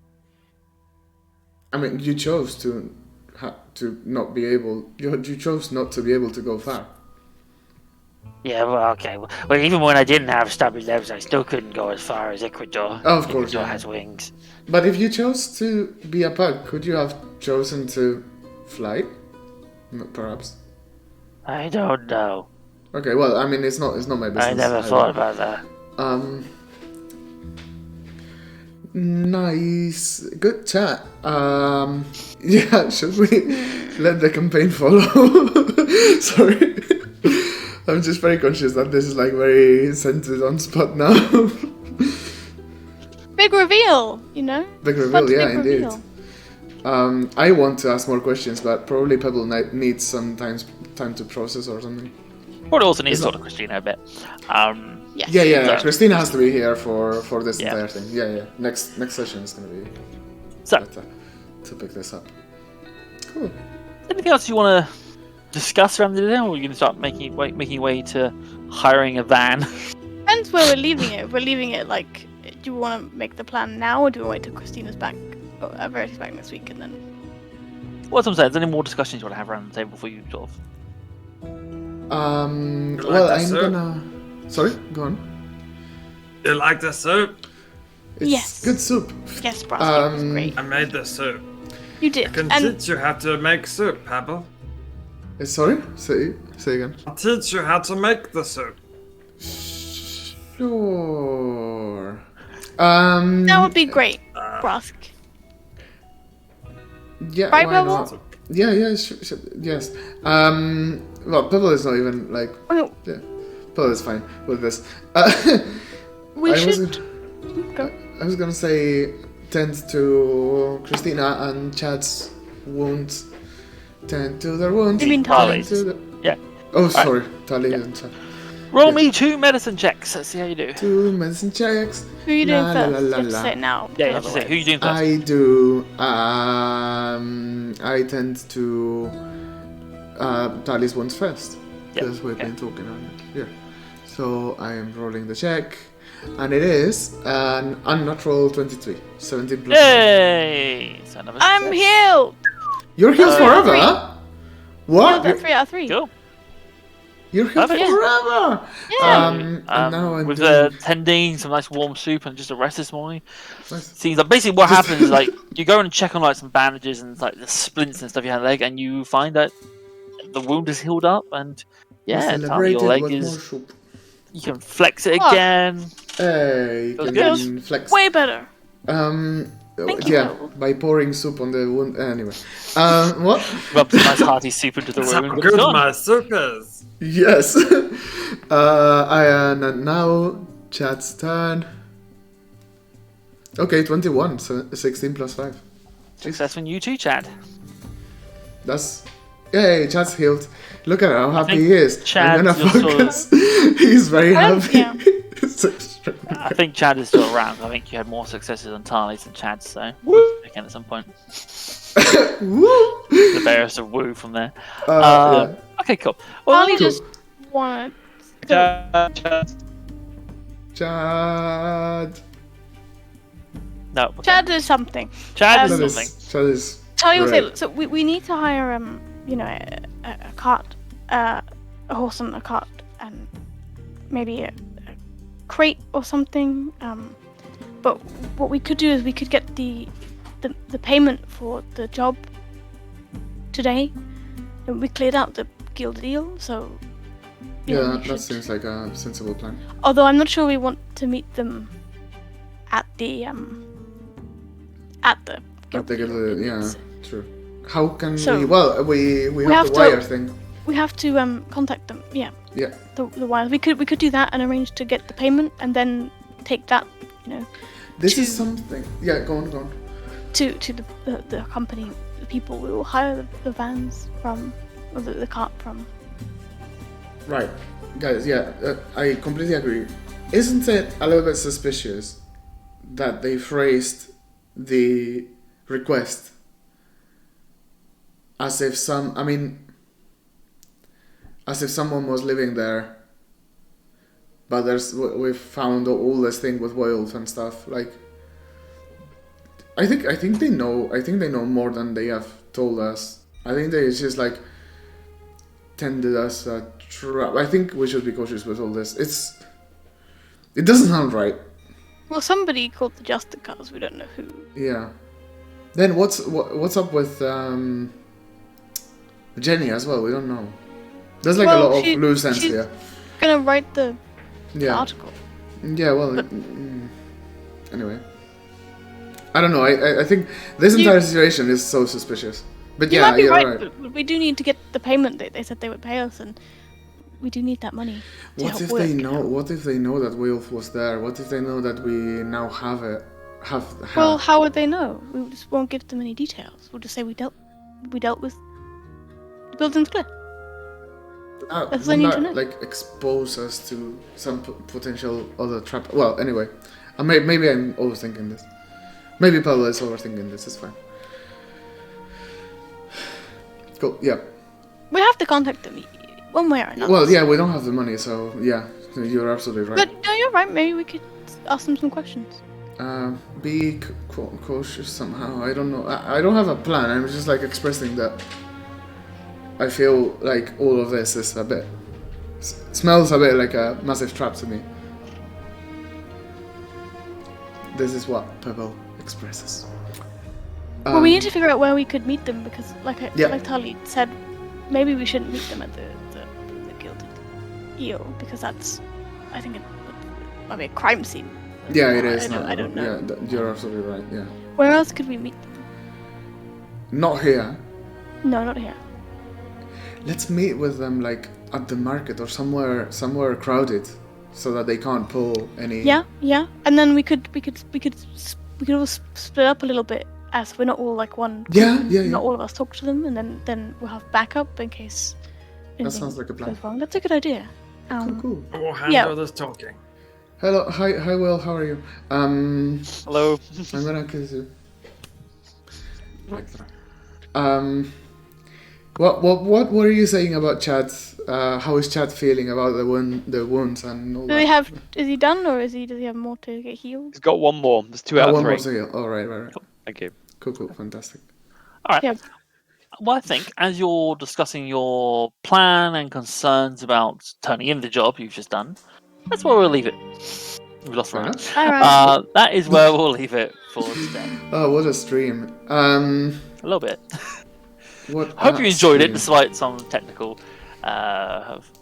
mishaps. But it's been good. Sarah, you had the inspiration token this week, so you get to give it out to someone of your choice. Yeah.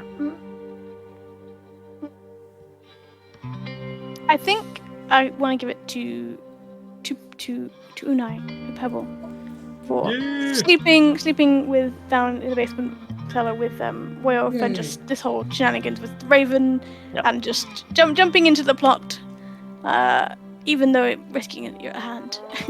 Thank you very much. I will use it wisely, hopefully. Good. Cheers. Nah, use it unwisely. It's more fun that way. Yes. Yes. Use it recklessly. Good. So when we don't know when we are gonna be back, but we are gonna be back. What I was gonna say. So I think, unfortunately, this is our last stream of this year, just because we're all out and about. I think for the next couple of streams, and then there is one where maybe we could do it, but it's very close to Christmas, so probably easy just to say this will be our last stream for this year. But we will be back, of course, in the new year. We'll figure out when. So more important than ever that you follow our Twitter to make sure you find out when that is. But cool. I hope everyone enjoyed watching our stream today. As I say, you can obviously catch us here at some point in the future. If you follow us and subscribe to us or whatever it is you do on Twitch, you'll find out when we go live. This episode will be on YouTube next weekend, and obviously on YouTube you can catch all our previous past episodes and etc.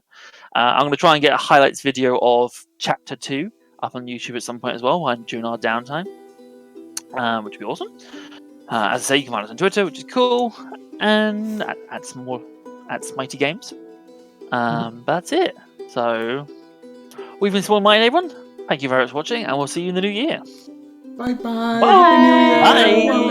Merry Christmas. Merry Christina. Merry holidays. Merry Christina.